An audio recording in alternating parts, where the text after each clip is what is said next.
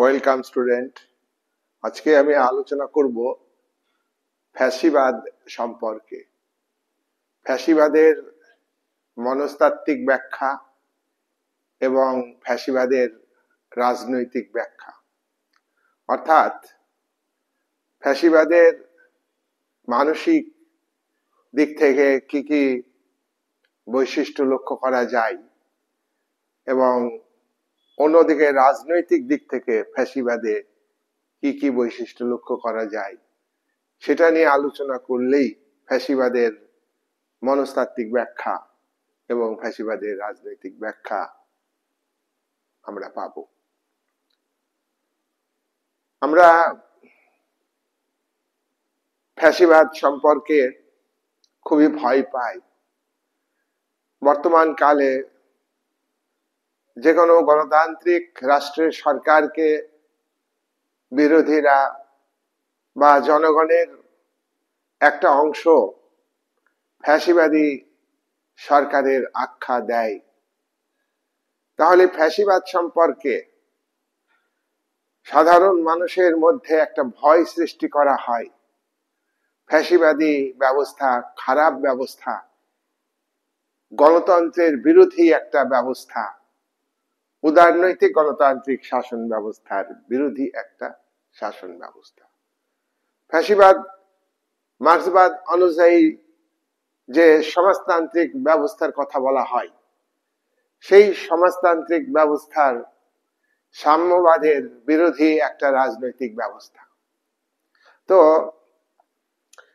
ফ্যাসিবাদের মনস্তাত্ত্বিক ব্যাখ্যার আগে আমরা জেনে নেব যে ফ্যাসিবাদ, ফ্যাসিজম, এটা কোন শব্দ থেকে এসেছে। এই শব্দটা হচ্ছে ইটালির একটা শব্দ থেকে এসেছে। ফ্যাসিও এই শব্দ থেকে ফ্যাসিস্ট শব্দ বা ফ্যাসিজম এই শব্দটা এসেছে। ফ্যাসিজম একটা মতবাদ, আর ফ্যাসিস্ট হচ্ছে যে ফ্যাসিজমকে বিশ্বাস করেন। যিনি ফ্যাসিজমকে বিশ্বাস করেন তিনি ফ্যাসিস্ট। ফ্যাসিবাদের আদর্শকে যিনি গ্রহণ করেন তিনি ফ্যাসিস্ট বা ফ্যাসিবাদী তিনি। আর ফ্যাসিজম, ফ্যাসিও, FACIO, ফ্যাসিও, এই শব্দটা হচ্ছে তোমার ইটালীয় শব্দ। এই ইটালীয় শব্দ ফ্যাসিও থেকে ইংরেজি ফ্যাসিজম এই শব্দটা সৃষ্টি হয়েছে।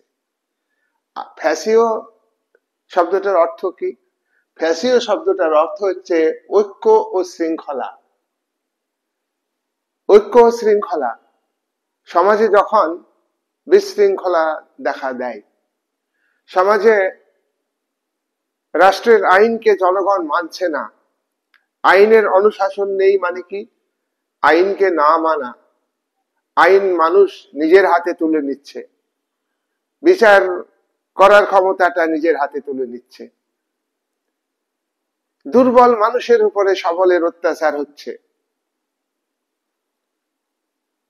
বিচার নেই, ন্যায় নেই, অরাজকতা, বিশৃঙ্খলতা, জোর যার মুলুক তার, এমন একটা অবস্থা থাকাটা কাম্য নয়। আর এমন অবস্থাতে শৃঙ্খলা আনাটা, শান্তি আনাটাই হচ্ছে তোমার ফ্যাসিও শব্দের অর্থ। তাহলে ফ্যাসিও শব্দের অর্থ হচ্ছে, গুরুত্বপূর্ণ অর্থ, ঐক্য এবং শৃঙ্খলা। বিশৃঙ্খল সমাজে শৃঙ্খলিত করার জন্য, জাতীয় রাষ্ট্রকে শক্তিশালী করবার জন্য যে ব্যবস্থা, সেই ব্যবস্থাকেই বলা হচ্ছে তোমার ফ্যাসিজম বা ফ্যাসিবাদ। ফ্যাসিবাদ এর আদর্শকে ইটালির মুসোলিনি গ্রহণ করেছিলেন। আমি এটা পরে আলোচনা করব। আগে আমাদের থিওরি যে আলোচনা, তাত্ত্বিক যে আলোচনা, সেই আলোচনাটা আমরা করে নেব। তোমরা অনেকেই এটাকে বলেছ যে এর উপরে আলোচনা করতে। এটা বলেছো বলেই যে আমি আলোচনা করছি তা নয়, সেটাকে আমি গুরুত্ব দিচ্ছি। সুতরাং এটা একটা গুরুত্বপূর্ণ ব্যাপার। পৃথিবীতে বিভিন্ন মতবাদ আছে, নৈরাজ্যবাদ আছে। নৈরাজ্যবাদীরা রাষ্ট্রকে ধ্বংস করতে চায়, উদারনীতিবাদীরা রাষ্ট্রের ক্ষমতাকে সীমিত করে নাগরিকদের ব্যক্তিগত স্বাধীনতা অধিকার দিতে চান। ব্যক্তি স্বাতন্ত্র্যবাদীরা ব্যক্তির স্বাধীনতাকে গুরুত্ব দেন। আমি আলোচনা করেছি জন স্টুয়ার্ট মিল ব্যক্তি স্বাধীনতার পূজারী। আর মার্ক্সবাদীরা ব্যক্তি মালিকানার অবসান ঘটিয়ে রাষ্ট্রীয় মালিকানা বা সামাজিক মালিকানা, তারা সমাজতন্ত্র কায়েম করতে চান। আর ফ্যাসিবাদীরা তারা ফ্যাসিজম কায়েম করতে চান, রাষ্ট্র শক্তিকে শক্তিশালী করতে চান। সুতরাং বিভিন্ন মতবাদ আমাদের রাষ্ট্রবিজ্ঞান আলোচনার ক্ষেত্রে আছে। বিভিন্ন ডিফারেন্স থিওরি রাষ্ট্রবিজ্ঞানে আছে, তোমরা জানো।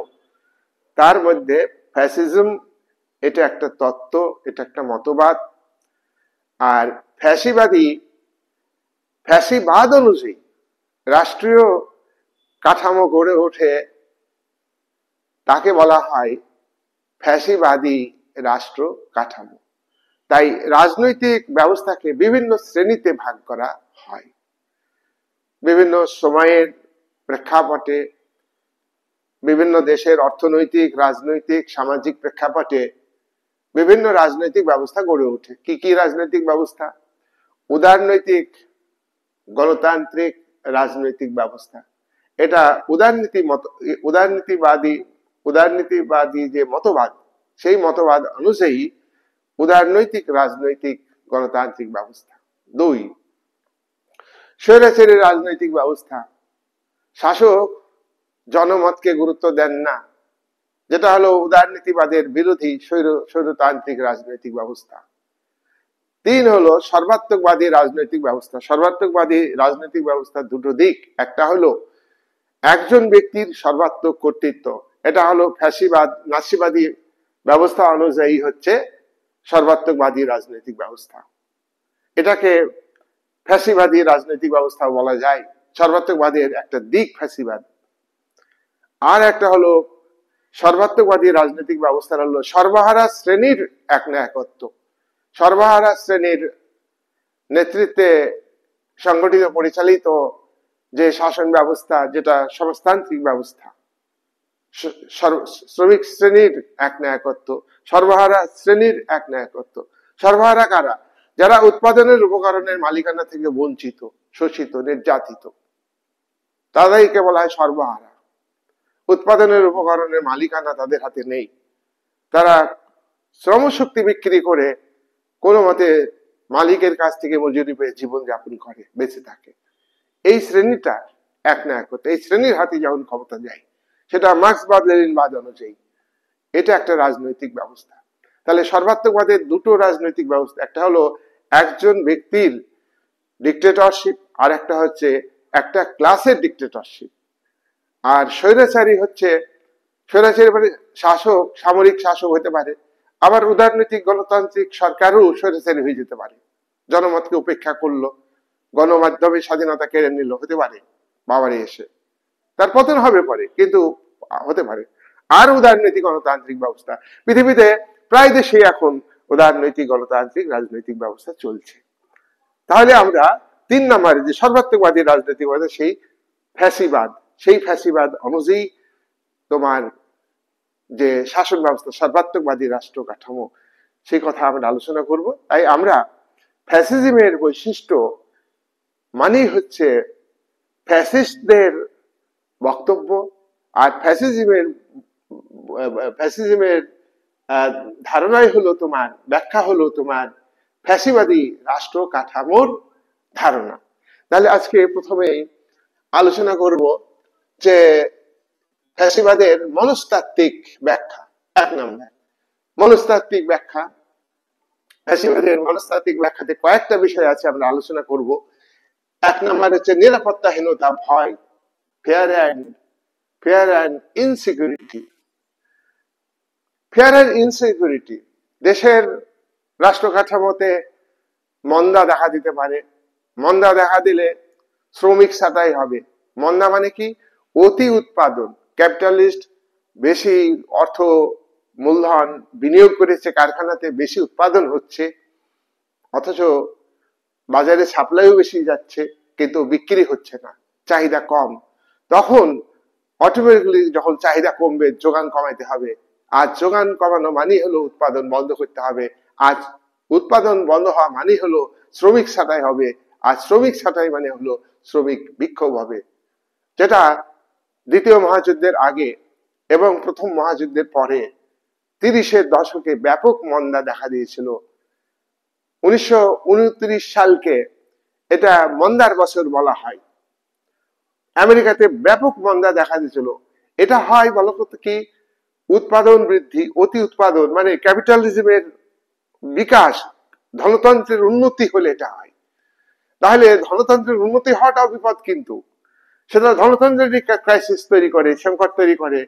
তখন কিন্তু ফ্যাসিবাদ, নাৎসিবাদ, এইসব বিকৃত শাসন ব্যবস্থা, অগণতান্ত্রিক শাসন ব্যবস্থার উদ্ভব হতে পারে।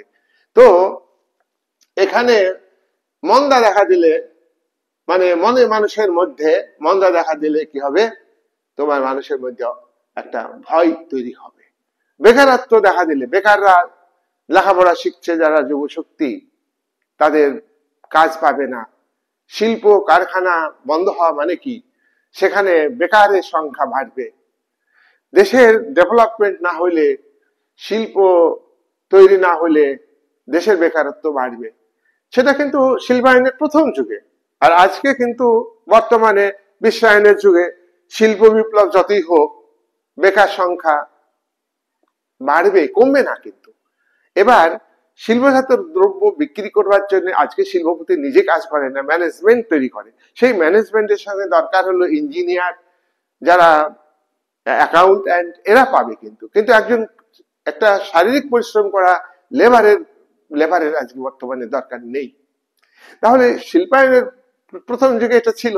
তাহলে একটা ভয় যে ফ্যাসিজম তৈরি হতে পারে, ফ্যাসিজম একটা মনোভাব তৈরি হতে পারে বেকারদের মধ্যে। তখন কিন্তু ফ্যাসিজমে সামরিক শক্তিকে বেশি গুরুত্ব দেওয়া হয়, যে যুব শক্তিকে মিলিটারিতে যোগ দিতে হবে, যুব শক্তিকে যুদ্ধ করতে হবে। ফ্যাসিজম বা বা মানে ফ্যাসিবাদকে ভিত্তি করে ফ্যাসিবাদী যে রাজনৈতিক ব্যবস্থা, সেখানে কিন্তু যুদ্ধ করাটা কম্পালসারি। আমরা আলোচনা করব, ফ্যাসিবাদী নেতা মুসোলিনি এ কথা বলেছিলেন।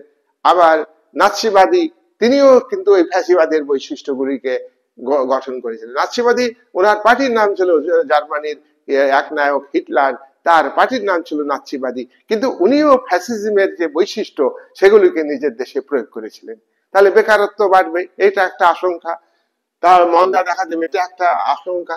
সামাজিক অস্থিরতা, দেখো দেশে মন্দা দেখা দিয়েছে, বেকারত্ব দেখা দিয়েছে, বেকাররা কাজ পাচ্ছে না, শ্রমিকরা কাজ হারাচ্ছে, আর সামাজিক ক্ষেত্রে একটা অরাজকতা চলছে। শক্তি প্রয়োগ করে যাদের জোর যার মুলুক, তার মানে যাদের গায়ে শক্তি আছে, তারা কিন্তু মাথা উঁচু করে বাঁচছে। আর সাধারণ গরিব মানুষ কিন্তু মাথা উঁচু করে বাঁচছে না। যারা যুক্তিবাদী, যারা ভালো মানুষ, গুডম্যান, তাদের কিন্তু অবস্থা খারাপ। তাহলে এই সামাজিক, একে বলা হয় মানে সোশ্যাল স্টেবিলিটির অভাব, lack of social stability, lack of political stability. রাজনৈতিক ক্ষেত্রে অস্থিরতা, সামাজিক ক্ষেত্রে অস্থিরতা, অর্থনৈতিক ক্ষেত্রে মন্দা, এবং দ্রব্যমূল্য এখানে কিন্তু ব্যাপকভাবে বৃদ্ধি পাবে। তাহলে সাধারণ মানুষের জীবনে একটা নিরাপত্তাহীনতা, আর্থিক ক্ষেত্রে নিরাপত্তাহীনতা, এবং রাজনৈতিক ক্ষেত্রেও তাদের জীবনের নিরাপত্তা নেই। একটা মার কাট পরিস্থিতি। তাহলে আইনের শাসন থাকছে না, সেইটা হচ্ছে কি হচ্ছে? নিরাপত্তাহীনতা। মানুষ কিন্তু নিরাপত্তাহীন, ভয় পাচ্ছে মানুষ। তাহলে ফ্যাসিবাদ কিন্তু মানুষকে ভয় পায়। আমি আজকের আলোচনা শুরুতে বলেছি যে ফ্যাসিবাদ শুনলে আমাদের কিন্তু ভয় লাগে, ফ্যাসিবাদ শুনলে আমাদের ভয় লাগে। যে ফ্যাসিবাদ মানে মারো কাটো, মানুষকে খুন করো, শাসন ব্যবস্থাতে আইন আইন একজন ব্যক্তির হাতে চলে যাবে, বিচার ব্যবস্থা ব্যক্তির হাতে চলে যাবে, বিচার বিভাগ নিরপেক্ষ ভাবে কাজ করবে না, শাসকের মত অনুযায়ী চলবে, ওয়ান পার্সন ডিক্টেটরশিপ ফ্যাসিবাদের সৃষ্টি হবে। এই যে মানুষ কিন্তু এই নিরাপত্তাহীনতায় ভুগে। গণতান্ত্রিক রাষ্ট্র কাঠামোতে ফ্যাসিজমকে কিছু কিছু সময়ে গ্রহণ করে, সরকার জনমতকে গুরুত্ব দেয় না, মিডিয়াগুলোকে কিনে নেয়। ফ্যাসিবাদের মিডিয়া সব কিন্তু মানে কি বলবো সরকারের হাতে চলে যায়। আর সরকার মানে কি ওয়ান পার্সন ডিক্টেটরশিপ, একজন ব্যক্তির হাতে সব ক্ষমতা চলে যায়। তাহলে শক্তিশালী নেতা, শক্তিশালী সরকার তৈরি হবে ফ্যাসিবাদে। আর এই স্থিতিশীলতার প্রতি মানে কি করে এরকম একটা পরিস্থিতি মানুষের মধ্যে যখন শুরু হয়ে যায়, অরাজকতা দেখা দেয়, আইনের অনুশাসন নেই, তখন ফ্যাসিবাদী নেতারা কি করে সাধারণ মানুষকে প্রতিশ্রুতি দেয় যে আমি তোমাদের রক্ষা করব। যেটা ইটালিতে হয়েছিল। ইটালিতে হয়েছিল প্রথম মহাযুদ্ধের পর ইটালি অর্থনৈতিক সংকটে পড়েছিল, আর জার্মানি তোমার অর্থনৈতিক সংকটে পড়েছিল। ইটালি প্রথম মহাযুদ্ধের আগে মনে হয়েছিল যে সে মিত্র পক্ষে যোগ দিবে, শত্রুপক্ষে যোগ দিবে, এরকম মনে হয়েছিল। অর্থাৎ শত্রুপক্ষ হচ্ছে তোমার অস্ট্রিয়া, জার্মানি, ইটালি, এটাই চুক্তি হয়েছিল। কিন্তু প্রথম বিশ্বযুদ্ধ যখন শুরু হয়ে গেল, ওয়েট অ্যান্ড সি, 1 বছর, অর্থাৎ 1 বছর ইটালি অপেক্ষা করলো, করে মিত্র শক্তির দিকে যোগ দিল। পিস অফ প্যারিসে ফ্রান্স যে সুযোগ সুবিধাগুলো গ্রহণ করেছিল ভার্সাই চুক্তির মধ্য দিয়ে এবং বিভিন্ন চুক্তির মধ্য দিয়ে জার্মানিকে একদম পঙ্গু করে দিয়েছিল, ইটালিরও কিন্তু সেই অর্থে কিন্তু ভাগ পায়নি। সুতরাং ইটালির অর্থনৈতিক অবস্থা কিন্তু খারাপ হয়ে গিয়েছিল। তার কারণ ইটালি যুদ্ধের আগে তার যে ভূমিকা ছিল তাতে মনে হয়েছিল যে ইটালি অক্ষ শক্তির দেশ। অস্ট্রিয়া আক্রমণ করে প্রথম সার্বিয়াকে, আর অস্ট্রিয়াকে সাপোর্ট করে জার্মানি, আর জার্মানিকে সাপোর্ট করে তুরস্ক। এরা হলো অ্যাক্সিস পাওয়ার হলো প্রথম বিশ্বযুদ্ধে। কিন্তু অ্যাক্সিস পাওয়ারে যোগ দেয়নি ইটালি। সে মিত্র শক্তির দেশগুলো, যুদ্ধকে যারা মোকাবিলা করে তারা হলো মিত্র শক্তির দেশ। আর প্রথম মহাযুদ্ধে যারা প্রথমে আক্রমণ করেছিল তারা হলো অক্ষ শক্তির জোট। আমরা দ্বিতীয় মহাযুদ্ধের আগে দেখব যে হিটলার, মুসোলিনি, ইটালির রাষ্ট্রনায়ক মুসোলিনি ফ্যাসিবাদী রাষ্ট্রনায়ক, জার্মানির নাৎসিবাদী রাষ্ট্রনায়ক হিটলার, আর জাপানের সামরিক নেতা মিস্টার তোজো, এই তিনে মিলে রোম, বার্লিন, টোকিও অক্ষ শক্তি জোট গঠন করেছিল। রোম হচ্ছে ইটালির রাজধানী, বার্লিন হচ্ছে জার্মানির রাজধানী, আর জাপানের রাজধানী হচ্ছে টোকিও। 3 শক্তি জোট গঠন করেছিল এবং এই 3 শক্তি জোট কিন্তু একদিকে হিটলার পোল্যান্ড আক্রমণ করলে তোমার দ্বিতীয় মহাযুদ্ধ শুরু হয়। ইংল্যান্ড ফ্রান্স যুদ্ধ বন্ধ করতে বলে কিন্তু তাদের কর্ণপাত করেনি হিটলার। সুতরাং দেখা গেল দ্বিতীয় মহাযুদ্ধেও কিন্তু সেই জার্মানি আবার হেরে যাচ্ছে, জাপান হেরে যাচ্ছে, ইটালি হেরে যাচ্ছে, ফ্যাসিস্ট শক্তি, নাৎসিবাদী শক্তি ভেঙে ভেঙে যাচ্ছে। আরেকটা কথা মনে রাখবে যে পুঁজিবাদের বিকাশ হলে তার একটা বিকৃত রূপ হচ্ছে ফ্যাসিবাদ, নাৎসিবাদ। তাহলে ফ্যাসিবাদ কিন্তু পুঁজিবাদ। কিন্তু এখানে ইটালিতে আমি যে প্রসঙ্গে আসছি, ইটালিতে একটা চরম অরাজকতা দেখা দিল।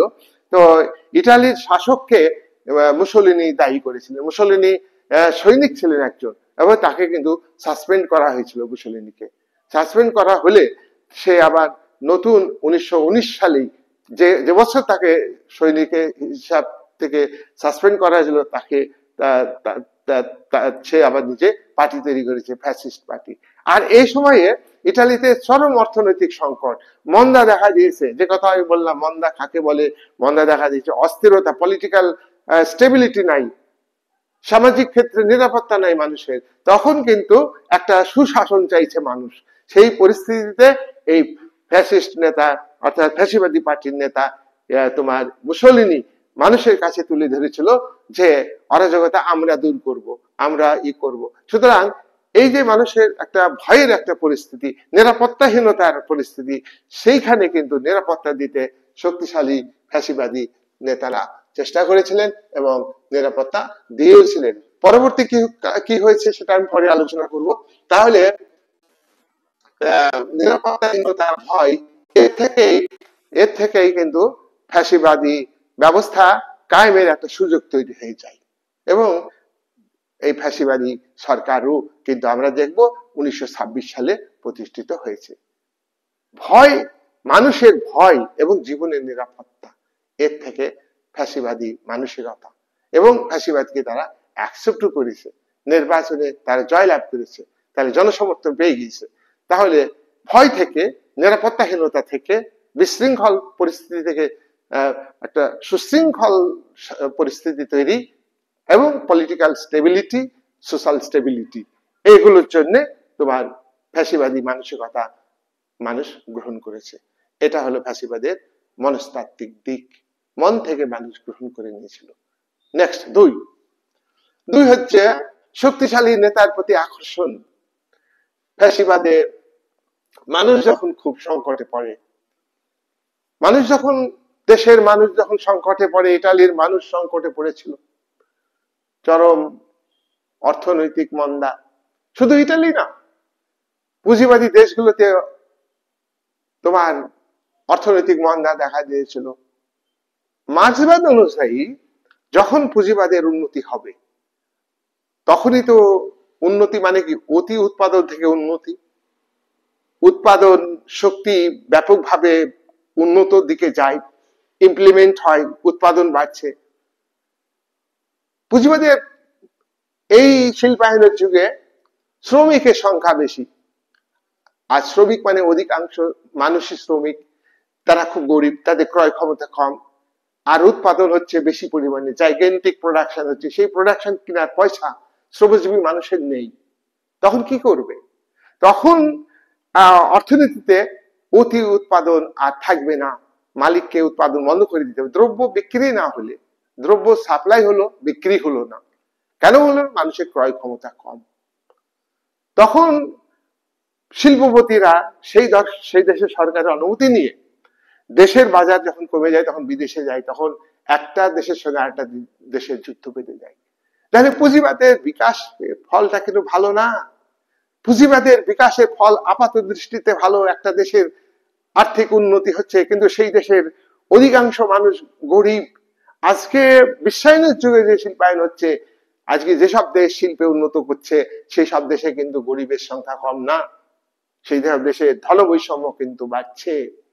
আর যে দেশ সামগ্রিকভাবে অন্য দেশের তুলনায় শিল্পায়নের এবং ব্যবসার ক্ষেত্রে বেশি এগিয়ে আছে, সেই দেশ আবার কি করছে? উন্নত দেশ আবার গরিব দেশকে শোষণ করছে।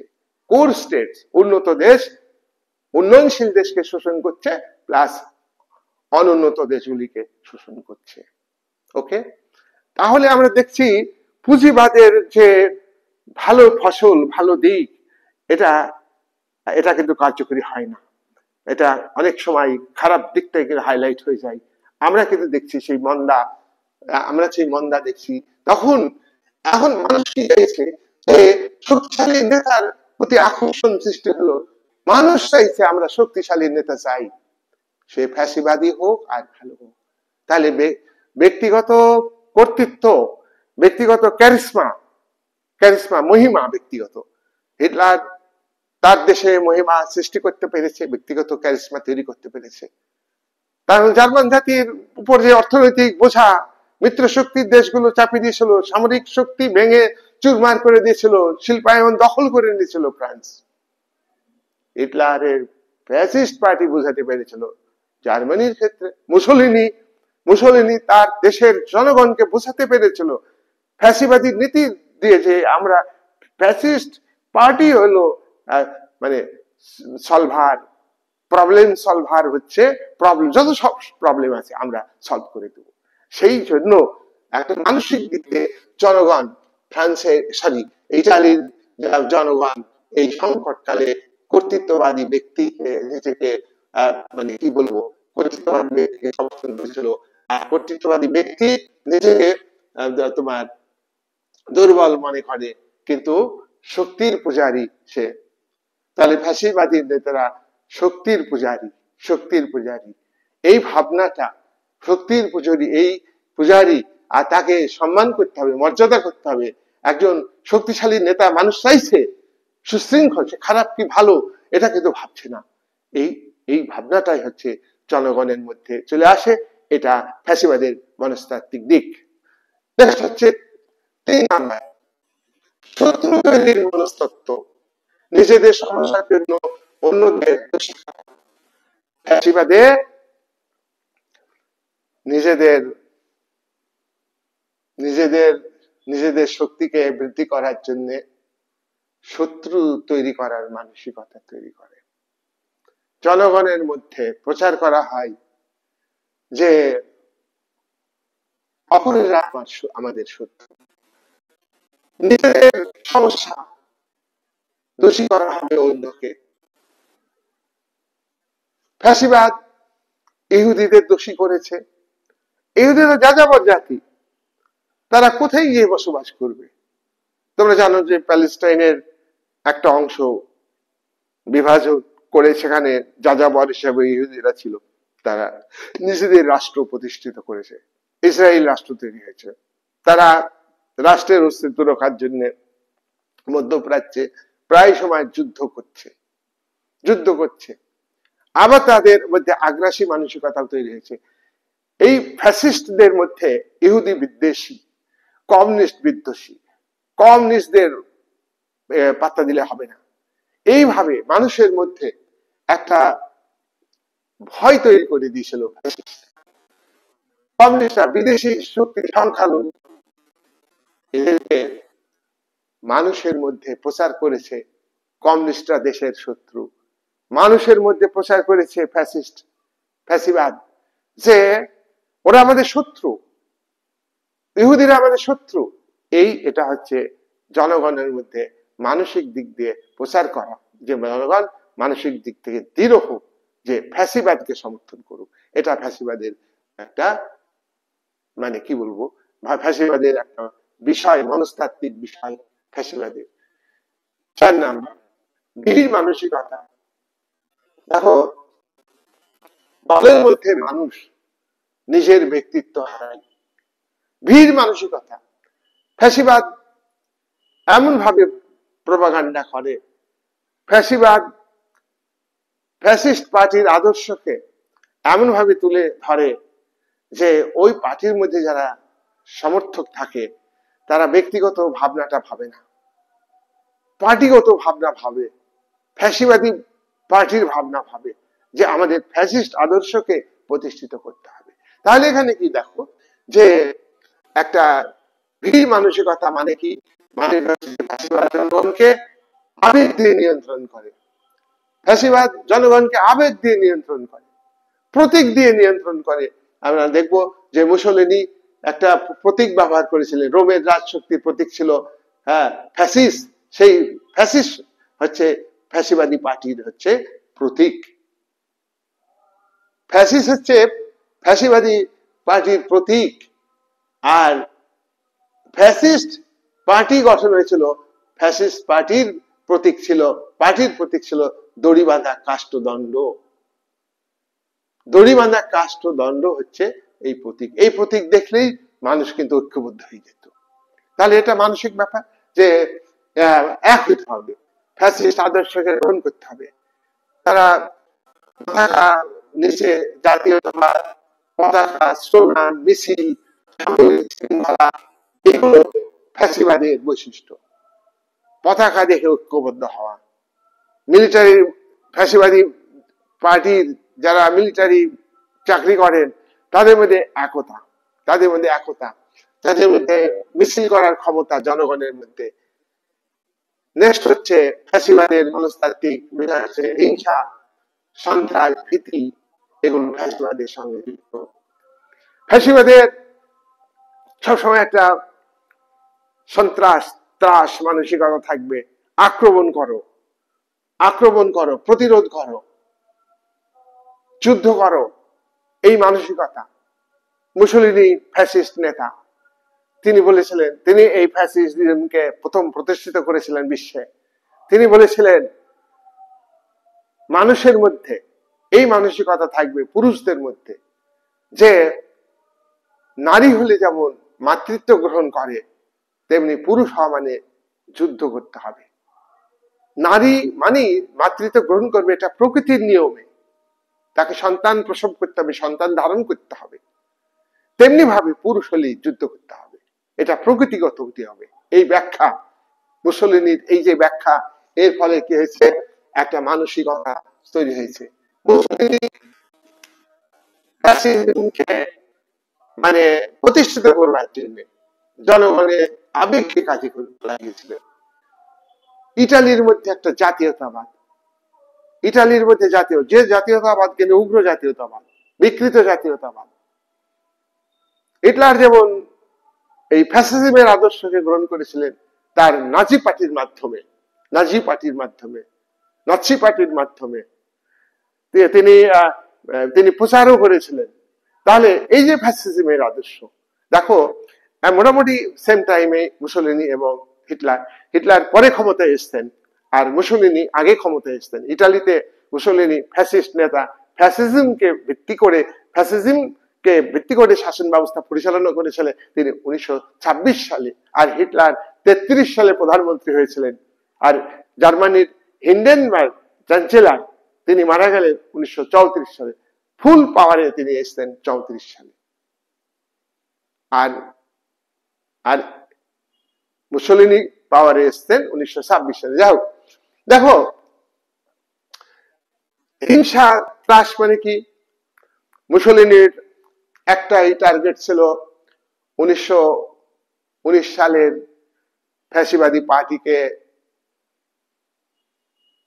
তার প্রতীক হলো দড়িবাঁধা কাষ্ঠ দণ্ড প্রতীক। আর ফ্যাসিস্ট হচ্ছে রোমের প্রাচীন রোমের রাজশক্তির প্রতীক ছিল। এবং মুসলিনীর ফ্যাসিজমের কথা হচ্ছে রাষ্ট্র শক্তি হলো সর্বাত্মক শক্তি। রাষ্ট্রের বাইরে কেউ থাকতে পারে না, রাষ্ট্রের বাইরে কেউ থাকবে না, রাষ্ট্রের ঊর্ধ্বে কেউ থাকবে না। আর এখানে রাষ্ট্র ধারণা, তাহলে রাষ্ট্রের এই ধারণাকে প্রতিফলিত করে কে? ব্যক্তি, অর্থাৎ শাসকের হাতে রাষ্ট্রের সর্বাত্মক কর্তৃত্ব মানে কি? একজন ব্যক্তির ওয়ান পার্সন ডিক্টেটরশিপের কর্তৃত্ব। এটার মধ্য দিয়ে দেখো একটা ভয় সৃষ্টি করা, হিংসা করার, ভয় করা, সন্ত্রাস করা, একটা ভীতি তৈরি করা জনগণের মধ্যে। সেটা কিন্তু মুসলিনী করেছিলেন 1926 সালের নির্বাচনে। তার ফ্যাসিস্ট পার্টি মাধ্যমে জনগণের মধ্যে একটা ত্রাস সৃষ্টি করেছিলেন, গুন্ডামি করে, কারচুপি করে ভোটে জিতেছিলেন, যেটা এখনো তৃতীয় বিশ্বের বা তৃতীয় বিশ্বে বা তোমার ডেভেলপিং কান্ট্রি, ইন্ডিয়াতেও ঠিক মতো নির্বাচন হয় না, ও বাংলাদেশ প্রতিবেশী রাষ্ট্র ইলেকশন ঠিক মতো হয় না, ও ব্রাজিল করাপশনের সঙ্গে যুক্ত, ক্ষমতায় গেলেই টাকা দিয়ে, বাহুবল দিয়ে ক্ষমতায় টিকে থাকার চেষ্টা করছে, এবং বাস্তব এটা করছে। ঠিক ফ্যাসিস্ট পার্টি সেই মুহূর্তে 1926 সালে ইটালিতে ভয় তৈরি করেছিল জনগণের মধ্যে, ত্রাস তৈরি করেছিল, তোমরা আমার পার্টিকে ভোট দাও। আর যেখানে প্রবলেম সেখানেই ফ্যাসিস্ট দলের সমর্থক, বিপদে আপদে সুখে দুঃখে সবসময় ফ্যাসিস্টরা পাশে দাঁড়াচ্ছে। উদ্দেশ্য কি? রাষ্ট্র ক্ষমতাকে নিজেদের হাতে ক্যাপচার করতে হবে। তার জন্য যেখানে শৃঙ্খলা আনার কথা বলার দরকার, শৃঙ্খলা আনার কথা বলতে হবে, আর যেখানে ভয় দেখানো দরকার সেখানে ভয় দেখাতে হবে, যেখানে কারচুপি করার দরকার নেই নিরপেক্ষ নির্বাচন করতে হবে, আর যেখানে নির্বাচন কেন্দ্রে ভয় দেখানো দরকার সেখানে ভয় সৃষ্টি করতে হবে। This is fascism. নির্বাচনে কারচুপি করে, গুন্ডামি করে, বাহুবল দিয়ে, অর্থ দিয়ে ভোট কিনে নিয়ে পাওয়ারে আসা ফ্যাসিজম। 1926 সালে নির্বাচনে এইভাবে নিরঙ্কুশ সংখ্যাগরিষ্ঠতা অর্জন করেছিল এই ফ্যাসিজম মতবাদানুযায়ী। তাহলে এগুলি হচ্ছে মানুষ ভয় তৈরি করা, যারা সাধারণ মানুষ তারাও ভয় তৈরি করে ফ্যাসিজম। এই যে জেনারেল এরশাদ বাংলাদেশে প্রতিবেশী রাষ্ট্রে একবার নির্বাচন করেছিলেন, সামরিক শাসক ছিলেন উনি। নির্বাচন কিরকম, ফোর্স দাঁড়িয়ে আছে বন্দুক হাতে করে, ঘরে ঢুকে একটা ইয়েস বক্স লেখা আছে, ইয়েস একটা বক্সে ইয়েস লেখা আছে, আর একটা বক্সে নো লেখা আছে। কে পারবে নো বক্সে ভোট দেয়া? ইয়েস বক্সে মানে কি এরশাদের শাসকের পক্ষে ইয়েস বক্স। তাই ফ্যাসিজমের যেখানে কর্তৃত্ব আছে সেখানে মানুষের মধ্যে ভয়, তার বিরুদ্ধে ভোট দেওয়া তার মানে নিজের জীবনকে শেষ করে দেওয়া, সে নিহত হবে, এরকম পরিস্থিতি। তাহলে আমরা দেখলাম এগুলো হচ্ছে মানসিক ব্যাপার। তাহলে মানসিক ব্যাপার কি কি আমি আবারও বলছি, মানুষ যখন নিরাপত্তাহীনতায় ভুগে, ভয় করে, অর্থনৈতিক ক্ষেত্রে, সামাজিক ক্ষেত্রে, রাজনৈতিক ক্ষেত্রে, তখন কিন্তু তারা ফ্যাসিবাদী আদর্শকে গ্রহণ করে, আর ফ্যাসিস্টরা তাদের কাছে প্রিয় হয়ে যায় মনস্তাত্ত্বিক কারণ। নাম্বার 2, শক্তিশালী নেতার প্রতি আকর্ষণ। ফ্যাসিবাদে শক্তিশালী নেতা দরকার, যখন মন্দা, অরাজকতা, আইন শৃঙ্খলার অবনতি, তখন মানুষ চাই কি একটা শক্তিশালী নেতা। সেই সুযোগে ফ্যাসিস্ট শক্তির নেতা জনগণের কাছে গিয়ে প্রিয় হয়ে যায়, ক্ষমতায় চলে আসে, তারপরে কিন্তু বুলডোজার চালায়। নাম্বার 3, মানুষ মনে করে যে আমাদের শত্রু আছে, আমাদের বহু শত্রু আছে। মানুষের মনে এই ভাবনাটা তৈরি করে, শত্রুর মনস্তত্ত্ব, অর্থাৎ ইহুদি আমাদের শত্রু, কমিউনিস্ট আমাদের শত্রু। জনগণকে এইভাবে ফ্যাসিবাদীরা বুঝাতে, মানসিক দিক থেকে তাই তো ফ্যাসিবাদী ভালো, ইহুদিদের সত্যি মারো, কাটো, দেশ থেকে তাড়ি দাও। জার্মানিতে ইহুদিদের তাড়ি দিচ্ছে, ইটালি থেকে ইহুদিদের তাড়ি দিচ্ছে। জার্মানিতে কমিউনিস্টদের ধরে ধরে গ্যাস চেম্বার তৈরি করে ফেলে দিয়েছে, বাতাস বন্ধ, বায়ু চলাচল বন্ধ, তারপরে গ্যাস স্প্রে করে মেরে ফেলেছে ইহুদিদের। এটা কিন্তু আগেই শুরু হয়েছে, আগেই শুরু হয়েছে ইটালিতে ফ্যাসিজমের মাধ্যমে একজন বিখ্যাত চিন্তাবিদ, মার্ক্সবাদী, নয়া মার্ক্সবাদী গ্রামসি, অ্যান্টোনিও গ্রামসি,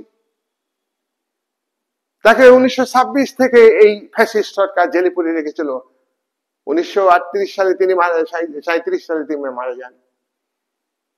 জেল থেকে তিনি প্রেজেন্ট নোটস বুক লিখেছিলেন। তিনি মার্ক্সের অনুগামী, কিন্তু নয়া মার্ক্সবাদের সঙ্গে অনেক কিছু বিষয় সংযোজন করছে। আমার আলাদা ভিডিও আছে, তোমরা দেখছো, এটা আলাদা ভিডিও আছে আমার। কিন্তু তাহলে এই ফ্যাসিজম শত্রু, ওরা আমাদের শত্রু। হয়তো ইহুদিরা শত্রু না, হয়তো কমিউনিস্টরা শত্রু না, মানুষের মনের মধ্যে সৃষ্টি করে দেয় মনস্তাত্ত্বিক যে ওরা আমাদের শত্রু। এই যে মানসিকতা তৈরি করা জনগণের মধ্যে, কমন পিপুলের মধ্যে এই মানসিকতা তৈরি করা। হিটলার কি করেছিলেন? 1933 সালে নির্বাচনে সংখ্যাগরিষ্ঠতা অর্জন করতে পারেননি, কমিউনিস্টরা অনেক সিট পেয়েছিল। নিজে নিজে আইনসভাতে আগুন ধরিয়ে দিয়ে হিটলারের যারা নাজি পার্টির মেম্বার, তাদেরকে বলে আগুন ধরিয়ে দিয়ে, হিটলার বললেন আগুন ধরিয়ে দিবি, নাম দিল কমিউনিস্টদের, নাম দিয়ে তাদেরকে অপরাধী সাজিয়ে হত্যা করলো। কি বলবে? খারাপ জিনিসকে ভালোভাবে তুলে ধরা, যে ইহুদিরা খারাপ, সত্যিকারে খারাপ না, কমিউনিস্টরা সত্যিকারে খারাপ না, এই মানসিকতা ফ্যাসিবাদী তৈরি করা হয়েছিল। শত্রুর মনস্তত্ত্ব। মানুষ কিন্তু শত্রু ভাবেনি, কিন্তু শত্রু ভাবাইতে হবে। যেমন ধরো পাকিস্তানের জনগণ অনেক ভালো আছে, পাকিস্তানের জনগণের মধ্যে শত্রু ভাবাতে হতে, ভারত আমাদের শত্রু। আবার ভারত আদর্শ জাতীয়তাবাদকে পছন্দ করে, তাহলে ভারতের আমি ভারতকে ভালোবাসবো, পাকিস্তানের অন্যায় কাজকে আমি অন্যায় বলে গণ্য করব, কিন্তু পাকিস্তানের যেটা ভালো সেটা আমাকে স্বীকার করতে হবে। এই তো আদর্শ। কিন্তু একতরফা ভাবে কোনো কিছু হয় না, একতরফা ভাবে কোনো কিছু হয় না। তাহলে এটা হলো মনস্তত্ত্ব, দমন করা আগ্রাসন।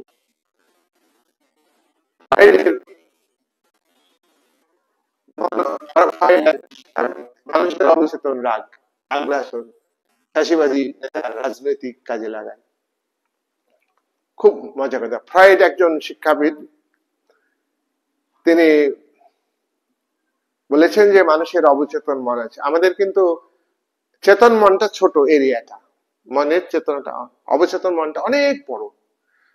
তোমরা কোথাও গেলে যাচ্ছ বাড়ি থেকে, কিছুতে কেমন কেমন লাগছে, রাস্তায় গেলে বা যেখানে যাচ্ছ সেখানে গিয়ে মনে পড়লো রে আমার এটা তো ভুল হয়েছে, আনা হয়নি, কিন্তু মনে আসেনি। কিন্তু তাই মানুষের মনের স্তর দুটো, প্রধান স্তর দুটো, অবচেতন মন হচ্ছে অনেক বড়, বিশাল ফাঁকা ফিল্ড, চেতন মন ছোট। তাই অবচেতন মনে মানুষের একটা অবচেতন মনটা আছে, সেই অবচেতন মনে একটা স্ট্রাইক করা, সেটা ফ্যাসিবাদের আদর্শ। সেই সেই সেই মানুষের মধ্যে যে রাগ আছে, আগ্রাসন আছে, এ অরাজকতা চলছে ইটালিতে, প্রথম মহাযুদ্ধের পরে ইটালিতে অরাজকতা চলছে, চরম অরাজকতা, আইনের শাসন নেই, ইটালির গণতান্ত্রিক সরকার দিতে পারছে না। তোমরা জানো যে প্রথম মহাযুদ্ধের পরে কিছু ইউরোপে গণতান্ত্রিক সরকার প্রতিষ্ঠিত হয়েছিল, সেই গণতান্ত্রিক সরকার কিন্তু টিকেনি, গণতন্ত্রের পতন ঘটেছে। তার কারণ গণতান্ত্রিক সরকারের দুর্বলতা ছিল।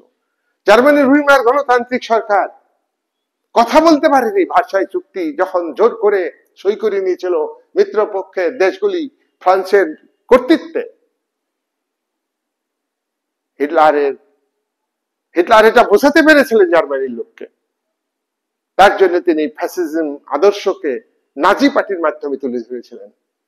আজকে এই যে অবচেতন মনকে, মানুষের অবচেতন মনকে ফ্যাসিবাদ নিজের পক্ষে নিয়ে আসে, কাজে লাগায়, জনগণ অত্যন্ত হিংস্র হয়ে যাবে, জনগণ অত্যন্ত হিংস্র হয়ে যাবে। অবচেতন মনে মানুষ অন্যায় চায় না, কিন্তু প্রতিবাদও করতে পারছে না। প্রতিবাদ করার মানসিকতা অবচেতন মনে আছে, চেতন মনে নেই, সাহস নেই। সেই জায়গাটা ধরবার চেষ্টা করে ফ্যাসিস্টরা, ফ্যাসিজম সেই জায়গাটাকে ধরে মানুষকে জাগিয়ে তোলে, সেই চেতন মনকে, সরি অবচেতন মনের জায়গাটাকে চেতন মনে নিয়ে আসে। লড়াই করো, যুদ্ধ করো, মারো, কাটো। দিস ইজ ফ্যাসিজমের মনস্তাত্ত্বিক কারণ, মনকে জাগিয়ে তোলা। নেক্সট, বীর মানসিকতাই বলেছি, মানুষ আবেগ, স্লোগান, মিছিল, এই যে স্লোগান, আবেগ, জনসভা, মানে বিশাল আকর্ষণীয় ভাষণ, বাগ্মিতা নেতার মধ্যে আছে, ফ্যাসিজমকে সমর্থন করবে। এই হচ্ছে ফ্যাসিজমের তোমার মনস্তাত্ত্বিক। আমি আসবো ফ্যাসিজমের, ফ্যাসিজমের মনস্তাত্ত্বিক দিক আরেকটা আছে, উগ্র জাতীয়তাবাদ। এটা মনস্তাত্ত্বিক। ফ্যাসিজম যখন প্রতিষ্ঠিত হয় কিংবা প্রতিষ্ঠিত হওয়ার আগেই উগ্র জাতীয়তাবাদ সৃষ্টি করে, যে ইটালির কৃষক শ্রমিক এত অভাবের মধ্যে জীবন কাটাচ্ছে, তারা অধিকার পাচ্ছে না, তারা খেয়ে পরে বেঁচে থাকতে পারছে না। কেন? তাদের মানসিকতাকে চাঙ্গা করা, পাওয়ারে আসতে হবে, তার জন্য দরকার হলে উইমার যে সরকার আছে সরকারকে সরিয়ে দিতে হবে। এটা হলো উগ্র। আর বিদেশের ক্ষেত্রে, আমি রাজনৈতিক ক্ষেত্রে উগ্র জাতীয়তাবাদ অন্য পয়েন্টে লিখব, এটা মনস্তাত্ত্বিক কারণ। নেক্সট হচ্ছে রাজনৈতিক ব্যাখ্যা, খুব ইন্টারেস্টিং রাজনৈতিক ব্যাখ্যা, এক্সট্রিম ন্যাশনালিজম। ফ্যাসিবাদের ব্যাখ্যাতে, রাজনৈতিক ব্যাখ্যাতে বলা যায় যে ফ্যাসিবাদ উগ্র জাতীয়তাবাদ সৃষ্টি করে। উগ্র জাতীয়তাবাদ কাকে বলে? উগ্র জাতীয়তাবাদ হলো দেশের প্রতি অগাধ গভীর ভালোবাসা, দেশ আগে আমার, দেশের ভাষা, শিক্ষা, সংস্কৃতি, শিল্প, কৃষি, আকাশ বাতাস সব ভালো, যে কোনো মূল্যে আমাদের রক্ষা করতে হবে। পাশাপাশি অন্য দেশের ভাষা, শিক্ষা, সংস্কৃতি, আকাশ বাতাস সব ঘৃণ্য। আমরা শ্রেষ্ঠ পৃথিবীতে, এটা হলো উগ্র জাতীয়তাবাদ। ফ্যাসিবাদের একটা বৈশিষ্ট্য যে জনগণের মধ্যে উগ্র মানসিকতা তৈরি করতে হবে। ভাষা, শিক্ষা, সংস্কৃতি, ঐতিহ্য, সাহিত্য, দর্শন, ইতিহাস সবকিছুই হলো আমাদের দেশের শ্রেষ্ঠ, আর অন্য দেশের ভাষা, শিক্ষা, সংস্কৃতি, ঐতিহ্য ছোট, তারা ভালো না। এটা হলো উগ্র জাতীয়তাবাদ, ফ্যাসিবাদের এটা রাজনৈতিক ব্যাখ্যা। এটা কি করে? এইরকম মানসিকতা, এইরকম মানসিকতা কি পৃথিবীতে শান্তি আনার ক্ষেত্রে প্রাসঙ্গিক? পৃথিবীতে একটা অরাজকতা সৃষ্টি হবে, যুদ্ধ হয়। উগ্র জাতীয়তাবাদ থেকে প্রথম মহাযুদ্ধের আগে আমাদের জাতি শ্রেষ্ঠ জাতি, ইংল্যান্ডের চিন্তাবিদরা এটা প্রচার করেছিলেন। প্রথম মহাযুদ্ধের আগে রাশিয়ার থিঙ্কাররা, সাহিত্যিকরা, ঐতিহাসিকরা প্রচার করেছিলেন আমাদের দেশ শ্রেষ্ঠ, আমাদের জাতি শ্রেষ্ঠ। জার্মানিতে উগ্র জাতীয়তাবাদ আরো ব্যাপকভাবে সৃষ্টি করেছিলেন কাইজার দ্বিতীয় উইলিয়াম। যুদ্ধং দেহি মানসিকতা জনগণের মধ্যে প্রচার করেছিলেন। আসলে হলো বিশ্বে বাজার দখল করে নিতে হবে। ইতিমধ্যেই বাজার ভাগ হয়ে গেছে, উপনিবেশিক শক্তিগুলি ভাগ করে নিয়েছে আমাদের। এটা হলো উগ্র জাতীয়তাবাদকে যুদ্ধে কাজে লাগানো। তাই প্রথম মহাযুদ্ধের একটা গুরুত্বপূর্ণ কাজ হচ্ছে উগ্র জাতীয়তাবাদ। প্রথম মহাযুদ্ধের পরে যে ফ্যাসিজম আমরা দেখলাম ফ্রান্সে, ইটালির ক্ষেত্রে উগ্র জাতীয়তাবাদ, এই উগ্র জাতীয়তাবাদ একটা ফ্যাসিবাদের রাজনৈতিক ব্যাখ্যা। নিজের জাতিকে শ্রেষ্ঠ মনে করা, অন্য জাতিগুলিকে ঘৃণা করা, অন্য জাতিগুলিকে আক্রমণ করে ধ্বংস করে দেওয়া, সেটা হলো উগ্র জাতীয়তাবাদ। এটা আন্তর্জাতিকতাবাদের বিরোধী, এটা বিশ্ব শান্তি প্রতিষ্ঠার বিরোধী, বিশ্বে দুর্বল রাষ্ট্রের নিরাপত্তার বিরোধী উগ্র জাতীয়তাবাদ। আদর্শ জাতীয়তাবাদকে গ্রহণ করা উচিত, সেটা কিন্তু ফ্যাসিবাদের নাই। আদর্শ জাতীয়তাবাদ গ্রহণ করা, উগ্র জাতীয়তাবাদ গণতান্ত্রিক রাষ্ট্র কাঠামোতেই সৃষ্টি করা হয়, শাসক শ্রেণী কৃত্রিম ভাবে সৃষ্টি করে, আদর্শ জাতীয়তাবাদকে সৃষ্টি করে না। আদর্শ জাতীয়তাবাদ হলো নিজে বাঁচো, অপরকে বাঁচতে সাহায্য করো। আমার দেশের ভাষা, শিক্ষা, সংস্কৃতি, ঐতিহ্য, দর্শন যেমন ভালো, তেমনি অন্য দেশের ভালো শিক্ষা সংস্কৃতি গুলিকে সম্মান জানাতে হবে, মর্যাদা দিতে হবে, তাহলেই কিন্তু গন্ডগোল হবে না। তাই ফ্যাসিবাদে কিন্তু আদর্শ জাতীয়তাবাদকে গুরুত্ব দেয় না, ফ্যাসিবাদে গুরুত্ব দেয় উগ্র জাতীয়তাবাদকে, বিকৃত জাতীয়তাবাদকে। এই এই যে ভাবনা, এই ভাবনা কিন্তু ইতালির ফ্যাসিস্ট দল কিন্তু জনগণের মধ্যে প্রচার করেছিলেন। ব্যক্তিগত অধিকার, স্বাধীনতা, গণমাধ্যম, বিচার ব্যবস্থা সব জাতির স্বার্থে ব্যবহার হবে। উগ্র মানসিকতা তৈরি করবার জন্য ফ্যাসিবাদ দেশের সবকিছু ভালো এটা প্রচার করবে মিডিয়া, দেশের পুস্তকে দেশের সবকিছু ভালো পুস্তকে লেখা হবে, প্রচার করা হবে, প্রোপাগান্ডা করা হবে, রেডিওতে টিভিতে প্রচার করা হবে, মানুষকে উগ্র তৈরি করবে। একটা জাতীয় স্বার্থ আমাদের কাছে বড়, আমাদের দেশের মানুষের ব্যক্তিগত স্বার্থ, ব্যক্তিগত অধিকার রক্ষা বড় কথা নয়। বড় কথা হলো রাষ্ট্রের স্বার্থ রক্ষা করা। রাষ্ট্র হচ্ছে রাষ্ট্রের বাইরে আমরা কেউ নেই, রাষ্ট্রের বাইরে আমরা কেউ নেই, আমরা সবাই রাষ্ট্রের বেদি বলে প্রতিষ্ঠিত। এটা ফ্যাসিবাদ কিন্তু ভাববাদী ইডিওলজিকে গ্রহণ করেছে। ভাববাদী জার্মান দার্শনিক, ভাববাদী। সুতরাং এখানে পার্থক্য হচ্ছে ফ্যাসিজমের মধ্যে ঐশ্বরিক ক্ষমতার অধিকারী, রাষ্ট্র ঈশ্বর দ্বারা সৃষ্ট, একথা কিন্তু ফ্যাসিবাদী বলা হচ্ছে না। রাষ্ট্র মানুষের দ্বারা তৈরি, রাষ্ট্র শক্তি হচ্ছে চরম শক্তি, ব্যক্তি ক্যারিসমা, ব্যক্তির ডিক্টেটরশিপ, সবাইকে মেনে চলতে হবে। উগ্র জাতীয়তাবাদ সৃষ্টি করার ক্ষেত্রে ফ্যাসিবাদ একটা উপযুক্ত ব্যবস্থা। 2, একদলীয় স্বৈর শাসন। ফ্যাসিবাদে ওয়ান পার্টি থাকবে, ওয়ান পার্টি থাকবে। আমরা জানি যে সমাজতন্ত্রে একটা পার্টি থাকে। কেন? সমাজতন্ত্রে একাধিক দল ব্যবস্থা থাকবে না, ব্যক্তিগত মালিকানাকে স্বীকার করা হয় না। সামাজিক রাষ্ট্রীয় মালিকানা থাকে বলে ডাক্তার, ইঞ্জিনিয়ার, কৃষক, শ্রমিক, সমস্ত স্তরের মানুষ তারা একটাই ক্লাসের অন্তর্ভুক্ত। সাব ক্লাস থাকে কিন্তু সমষ্টিগত ভাবে একটা শ্রেণী। কিন্তু ফ্যাসিবাদী তা না। ফ্যাসিবাদে ব্যক্তি মালিকানা থাকছে, ফ্যাসিবাদে সম্পত্তির উপর ব্যক্তি মালিকানা, ধনবৈষম্য থাকছে, ধনী গরিবের ব্যবধান থাকছে। কিন্তু ফ্যাসিবাদে পার্টি থাকবে একটা, সেই পার্টিকে সবাই মেনে চলবে। জনগণের মধ্যে কোনো মানুষ, কোনো গোষ্ঠী আলাদা গোষ্ঠী সংগঠন গড়ে তুলতে পারবে না, কোনো বিরোধী পার্টি থাকবে না, ওয়ান পার্টি সিস্টেম। ফ্যাসিবাদের এটা একটা বৈশিষ্ট্য। একটা পার্টি থাকবে, একটা পার্টির রাজনৈতিক ক্ষমতা দখল করবে, বিরোধী দল থাকবে না, গণতন্ত্র থাকবে না, নির্বাচন থাকবে না।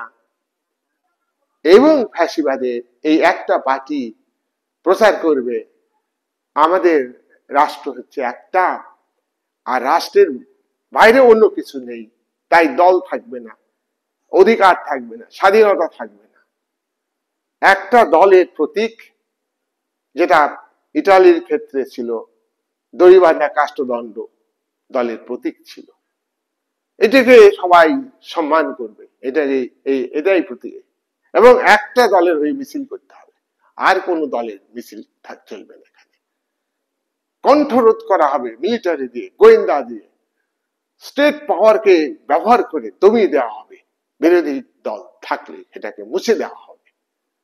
এটাই হলো ফ্যাসিবাদের রাজনৈতিক ব্যাখ্যা। 2, 3 নাম্বার, উদারবাদ, গণতন্ত্রের বিরোধিতা। ফ্যাসিবাদ উদারনীতি গণতান্ত্রিক ব্যবস্থাকে বিরোধিতা করে।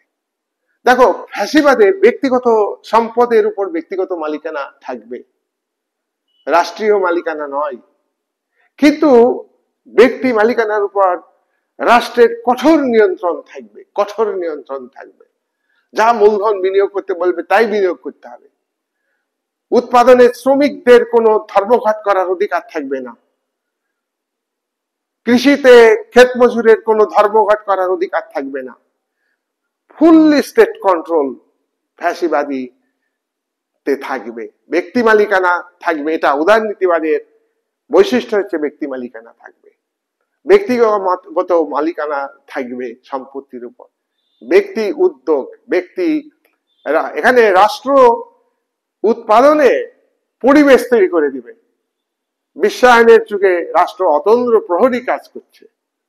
আর পুঁজিবাদের প্রথম দিকে রাষ্ট্র শিল্প সংরক্ষণ নীতি, অবাধ ব্যবসা বাণিজ্যের নীতি, অ্যাডাম স্মিথের থিওরি অনুযায়ী মূলধন বিনিয়োগ করবে, মূলধন মালিক যত পারে কারখানা তৈরি করবে, যত পারে শ্রমিক নিয়োগ করবে, যত পারে উৎপাদন করবে, যত পারে বিক্রি করবে দেশের বাজারে এবং বিদেশের বাজারে। এই যে উদারনীতিবাদী অর্থনীতি, এখানে কন্ট্রোলের রিজনেবল কন্ট্রোল থাকবে উদারনীতিবাদে, কিন্তু ফ্যাসিবাদে চরম কন্ট্রোল থাকবে, চরম। রাষ্ট্রের বাইরে কোনো কিছু হবে না, উৎপাদন হবে, অবাধ ব্যবসা বাণিজ্য নীতি কিন্তু ফ্যাসিবাদে নেই। তাহলে আমরা দেখছি যে উদারনীতিবাদের বিরোধিতা করছে। উদারনীতিবাদের যে সব বৈশিষ্ট্য আছে, রাষ্ট্র অবাধ ব্যবসা বাণিজ্য নীতিকে গ্রহণ করবে, কিন্তু ফ্যাসিবাদী রাষ্ট্র অবাধ ব্যবসা বাণিজ্যকে গুরুত্ব দেবে না। উৎপাদনের উপরে রাষ্ট্রের স্টেট কন্ট্রোল থাকবে, গণতন্ত্র, গণতান্ত্রিক সরকার উদারনীতিবাদের বৈশিষ্ট্য। নির্বাচন হবে নির্দিষ্ট সময় অন্তর অন্তর, জনগণকে সার্বিক ভোটাধিকার দেওয়া হবে, আর সেই জনগণ তাদেরই মধ্যে থেকে প্রতিনিধি নির্বাচিত করবে, আর সেই নির্বাচিত সরকার, নির্বাচিত প্রতিনিধিদের নিয়ে সরকার তৈরি হবে। আর ওই সরকার যদি অন্যায় করে, পরবর্তীকালে নির্বাচনের ব্যবস্থা আছে, নিয়মতান্ত্রিক পথে সাংবিধানিক উপায়ে নিরপেক্ষভাবে ভোট প্রয়োগ করে জনগণ পরিবর্তন করতে পারবে। ফ্যাসিবাদ কিন্তু এই সব সিস্টেমের বিরোধিতা করে। ফ্যাসিবাদ অনুযায়ী ফ্যাসিবাদী রাষ্ট্র কাঠামোতে উদারনীতিবাদের বৈশিষ্ট্য, উদারনীতিবাদের সম্পত্তির উপর ব্যক্তিগত মালিকানা, অবাধ ব্যবসা বাণিজ্য, ব্যক্তি মালিকানা স্বীকার করলেও ফ্যাসিবাদ কঠোর নিয়ন্ত্রণ। বিচার বিভাগের স্বাধীনতার কথা বলেছে, নিরপেক্ষতার কথা বলেছে উদারনীতিবাদ। ফ্যাসিবাদ বলছে না, বিচার বিভাগ নিরপেক্ষ থাকবে না, স্টেট কন্ট্রোলে থাকবে, শাসকের কন্ট্রোলে থাকবে। গণমাধ্যমের স্বাধীনতা উদারনীতিবাদে, ফ্যাসিবাদে থাকবে না। ফ্যাসিবাদে একাধিক রাজনৈতিক দল ব্যবস্থা, উদারনীতিবাদে একাধিক রাজনৈতিক দল ব্যবস্থা থাকবে, দলগুলির মধ্যে অবাধে নির্বাচন হবে, নির্বাচনে প্রতিদ্বন্দ্বিতা করতে পারবে দলগুলো। ফ্যাসিবাদে একাধিক রাজনৈতিক দল থাকবে না, একটা দল থাকবে।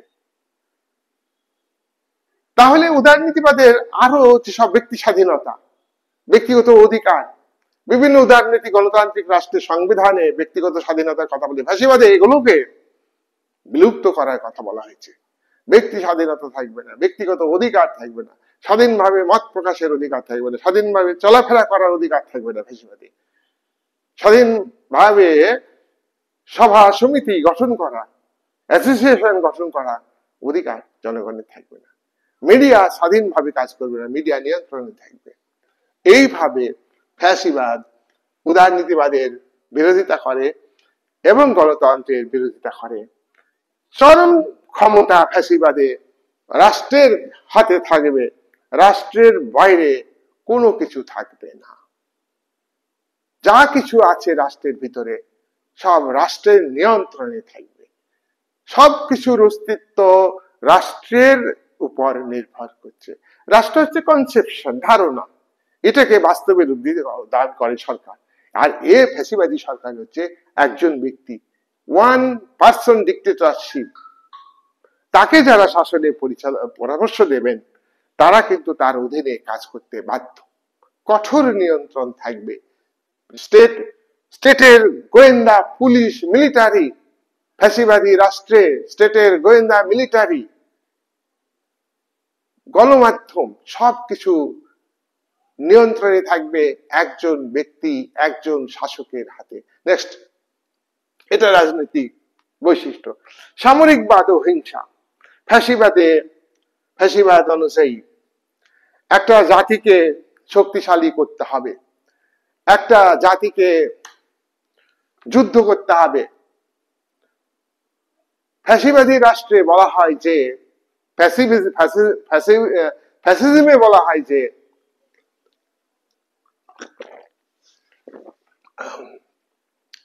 নারী যেমন সন্তান জন্ম দিবে, মাতৃত্ব গ্রহণ করবে, এটা প্রকৃতির নিয়মে, নারী হলেই করতে হবে, তেমনি পুরুষ হলেই যুদ্ধ করতে হবে। এটাও প্রকৃতিগত ভাবে ফ্যাসিবাদ অনুযায়ী পুরুষ হলেই যুদ্ধ করা শিখতে হবে, যুদ্ধ করতে হবে। তাহলে মিলিটারি পাওয়ার কে বেশি গুরুত্ব দেয়, তাহলে ফ্যাসিজমে মিলিটারি পাওয়ারকে বেশি গুরুত্ব দেয়। এখানে গোয়েন্দা যারা আছেন, দেশের বুদ্ধিজীবী যারা আছেন, দেশের সাংবাদিক যারা আছেন, সব শক্তির উপরে এক নায়কের কর্তৃত্ব। এই এক নায়কের কর্তৃত্ব মানে কি? মিলিটারির মাধ্যমে এক নায়কের কর্তৃত্ব। দেখো, সামরিক নেতা ফুল পাওয়ার তার হাতে থাকে। তোমরা জানো যে নেপোলিয়ন বোনাপার্ট ফ্রান্সের রাজনৈতিক ক্ষেত্রে ডিক্টেটরশিপ কায়েম করেছিলেন এবং মিলিটারি পাওয়ারকে তিনি গুরুত্ব দিয়েছিলেন। আর মিলিটারি পাওয়ারকে গুরুত্ব দিয়েছিলেন বলে তিনি সাম্রাজ্যবাদী নীতি গ্রহণ করে ইউরোপের বহু দেশ তিনি দখল করে নিয়েছিলেন। অস্ট্রেলিয়ার বহু উপনিবেশ, জার্মানির বহু রাজ্য তিনি দখল নিয়েছিলেন। অস্ট্রিয়ার উপনিবেশ, ইটালির বহু ছোট ছোট রাজ্য নেপোলিয়ন দখল করে নিয়েছিলেন। ঠিক ফ্যাসিজমে এইরকম পাওয়ারফুল মিলিটারি পাওয়ার ব্যক্তির হাতে যাবে, একজন পাওয়ার ভোগ করবে, সামরিকবাদ এটাকে গ্রহণ করা হবে। আর মানুষের মধ্যে, সেনাবাহিনীর মধ্যে একটা ইমেজ তৈরি করা হবে, দেশকে রক্ষা করতে হবে, মৃত্যুকে ভয় করলে হবে না। সবসময় একটা একটা তরতাজা ভাব সেনাদের মধ্যে তৈরি করতে হবে, দেশের পুরুষদের মধ্যে তৈরি করতে হবে। আর যুদ্ধ করতে গেলে বহু লোক মারা যাবে। ফ্যাসিজমে বলা হয় যে নারীদের বেশি বেশি করে সন্তান প্রসব করতে হবে, সন্তান জন্ম দিতে হবে। যে নারী যত বেশি সন্তান প্রসব করবে, ফ্যাসিজম তত বেশি কার্যকরী হবে। তার কারণ যুদ্ধ করতে গিয়ে বহু লোক মারা যাবে, আর সেই প্রোডাকশনটা নারীদের বজায় রাখতে হবে। এটা কিন্তু রাজনৈতিক ব্যাখ্যা। সামরিকবাদ, হিংসা। তাহলে সেনাবাহিনীর মধ্যে একটা গৌরব, একটা ইমেজ তৈরি করা। দেখো ডেমোক্রেটিক স্টেটে সেনারাই কিন্তু দেশ রক্ষা করছে, সব দেশের। এবং সেনাবাহিনীর জন্য বর্তমানে জাতীয় আয়ের, একটা দেশের মোট আয়ের 70% ব্যয় করে। দেশের নিরাপত্তা আগে, দেশের সার্বভৌমত্ব থাকবে না। যত উদারনীতিবাদী, আন্তর্জাতিক সম্পর্কে উদারনীতিবাদীরা বলছেন যে এই মতবাদ অনুযায়ী বিশ্বে যুদ্ধ হবে না, শান্তি বিরাজ করবে, কি বাস্তবায়িত হচ্ছে? হচ্ছে না। আর ফ্যাসিবাদী একদম জোর গলায় প্রকাশ্যে বলা হচ্ছে জাতির গর্ব, যুদ্ধ করো, যুদ্ধ করো, যুদ্ধং দেহি মানসিকতা মিলিটারির মধ্যে তুলে ধরা হবে। ওকে, আচ্ছা। 5, রাষ্ট্র নিয়ন্ত্রিত অর্থনীতি।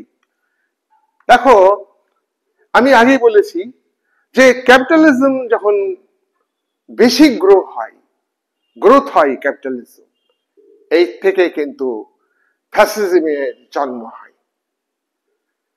তো এক একটা দেশে যে অর্থনীতির ক্ষেত্রে একটা বড় পরিবর্তন, দেখো ইটালি অর্থ সংকটে ভুগছিল ফ্যাসিবাদী পার্টি ক্ষমতায় আসার আগে। জার্মানিতে অর্থনৈতিক সংকটে ভুগছিল মুসোলিনি ক্ষমতায় আসার আগে। জার্মানিতে অন্য ব্যাপার ছিল, ভার্সাই চুক্তি চাপিয়ে দিয়েছিল। জার্মানির নিজস্ব সেনাবাহিনী ছিল না, জার্মানি সার উপত্যকা, শিল্প অঞ্চল ফ্রান্স দখল করে নিয়েছে। অর্থ সংকট তো স্বাভাবিক। কিন্তু কিন্তু 1926 সালে মুসোলিনি পাওয়ারে এসছে। স্টেট কন্ট্রোল অর্থনীতির উপরে। পুঁজিপতিরা নিজের স্বার্থে পুঁজি বিনিয়োগ করবে না, পুঁজিপতিরা রাষ্ট্রের স্বার্থে পুঁজি বিনিয়োগ করবে। আজকে ধনতন্ত্রে কি হয় বলো দেখো তো? পুঁজিপতিরা ব্যক্তির স্বার্থে পুঁজি বিনিয়োগ করে, সরকারকে ছিটে ফুটে দেয়, সরকারের ওইটাই অনেক। তাহলে গণতান্ত্রিক রাষ্ট্রে সাধারণ মানুষের কাছে পরোক্ষ ট্যাক্স লুটে দেয়। কিন্তু এখানে আমি বলতে চাইছি, সে ইটালির মুসোলিনি যখন পাওয়ারে এসেছিলেন তখন ইটালি কিন্তু শক্তিশালী দেশে পরিণত হয়েছে। ক্যাপিটালিস্টদের একদম কঠোর হাতে নিয়ন্ত্রণ করে শিল্পতে, কারখানাতে কোনো শ্রমিক ধর্মঘট হবে না। শিফটিং প্রথা, ফ্যাসিবাদ অনুযায়ী শিফটিং প্রথায় উৎপাদন হবে। জার্মানিতে হয়েছিল, ইটালিতে হয়েছিল। দেখো আমেরিকা শক্তিশালী দেশ ছিল, এক মেরু প্রবণ রাজনীতি ছিল প্রথম বিশ্বযুদ্ধের আগে। ইংল্যান্ড হচ্ছে একাধিপত্য স্থাপন করেছিল। কিন্তু 1919 থেকে 1939 এই 20 বছরে ওয়ার্ল্ড পলিটিক্সে মাল্টিপোলার পলিটিক্স দেখা দিয়েছে, বহু কেন্দ্রিক রাজনীতি। তার মধ্যে 3টি বহু কেন্দ্রের মধ্যে ইটালি একটা ফ্যাসিবাদী রাষ্ট্র, সেখানে কিন্তু একটা পাওয়ারফুল স্টেট হয়ে গেছে। এটা ওয়ার্ল্ড পলিটিক্সের একটা কেন্দ্র। বহু কেন্দ্র মানে কি? ওয়ার্ল্ড পলিটিক্সের একটা কেন্দ্র রোম। আর একটা হলো জার্মানি 34 সাল থেকে 39 ওয়ার্ল্ড পলিটিক্সে একটা কেন্দ্রে পরিণত হয়েছে। জাপান একটা ওয়ার্ল্ড পলিটিক্সের কেন্দ্রে পরিণত হয়েছে। আর আগে থেকে ইংল্যান্ড আছে, ফ্রান্স আছে, আমেরিকা আইসোলেশন পলিসি, আমেরিকার সরকার শুধু আমেরিকার জনগণের জন্য। 1823 সালে মনরো এই নীতি গ্রহণ করেছিলেন। 1919 সালে উড্রো উইলসন আমেরিকাকে বিশ্ব রাজনীতির সঙ্গে যুক্ত করবার জন্য তিনি ভার্সাই চুক্তি সময় পিস অফ প্যারিসে এসেছিলেন। দেশে ফিরে গিয়ে তাদের দেশের আইনসভা, কংগ্রেসের উচ্চকক্ষ, সিনেট তার তার চুক্তি করা বিদেশি চুক্তি যেগুলো করেছিলেন উনি প্যারিসের বৈঠকে সব বাতিল করে দিয়েছিলেন। ওদের সে নিয়ম আছে, বিদেশি সন্ধি চুক্তি করতে গেলে রাষ্ট্রপতির অনুমতি সিনেটের নিতে হবে 2/3 মেজরিটির ভিত্তিতে। সেটা কিন্তু উড্রো উইলসন পারেননি। এইটা পারলেন 1947 সালে ট্রুম্যান ডক্ট্রিন। এবং তোমরা জানো যে দ্বিতীয় মহাযুদ্ধের সময় সুপার পাওয়ার স্টেটে আমেরিকা পৌঁছে গেছে, পরমাণু শক্তিধর রাষ্ট্র, পাশাপাশি ওদিকে সোভিয়েত ইউনিয়নও সুপার পাওয়ার স্টেটে গিয়েছে। কিন্তু তার আগে এটা মাল্টিপোলার পলিটিক্স, বিশেষ 7-8টা দেশ শক্তিশালী। তাহলে ফ্যাসিজমের মধ্য দিয়ে কিন্তু ইটালিতে তোমার স্টেট কন্ট্রোল অর্থনীতি, মানে স্টেটের বাইরে কোনো কিছু হবে না। আমাদের দেশে গণতান্ত্রিক দেশগুলিতে পুঁজির মালিকরা, ব্যবসায়িকরা, বড় বড় ব্যবসায়িকরা, তারা কি সরকারের কথা শুনে না কেন? নির্বাচনের আগে তারা হাজার হাজার কোটি টাকা দিয়েছে, সরকারকে কিনে ফেলেছে। সেই সরকারটা পুতুল হিসাবে কাজ করে, পাপেট গভর্নমেন্ট হয়ে যায় পুঁজিপতিদের স্বার্থে। কিন্তু ফ্যাসিজমে তা হয় না। ফ্যাসিজমে তোমার সম্পত্তি স্টেটের কন্ট্রোলে থাকবে, তুমি দেখাশোনা করবা, তোমার উপরে ফোর্স প্রয়োগ করা হবে।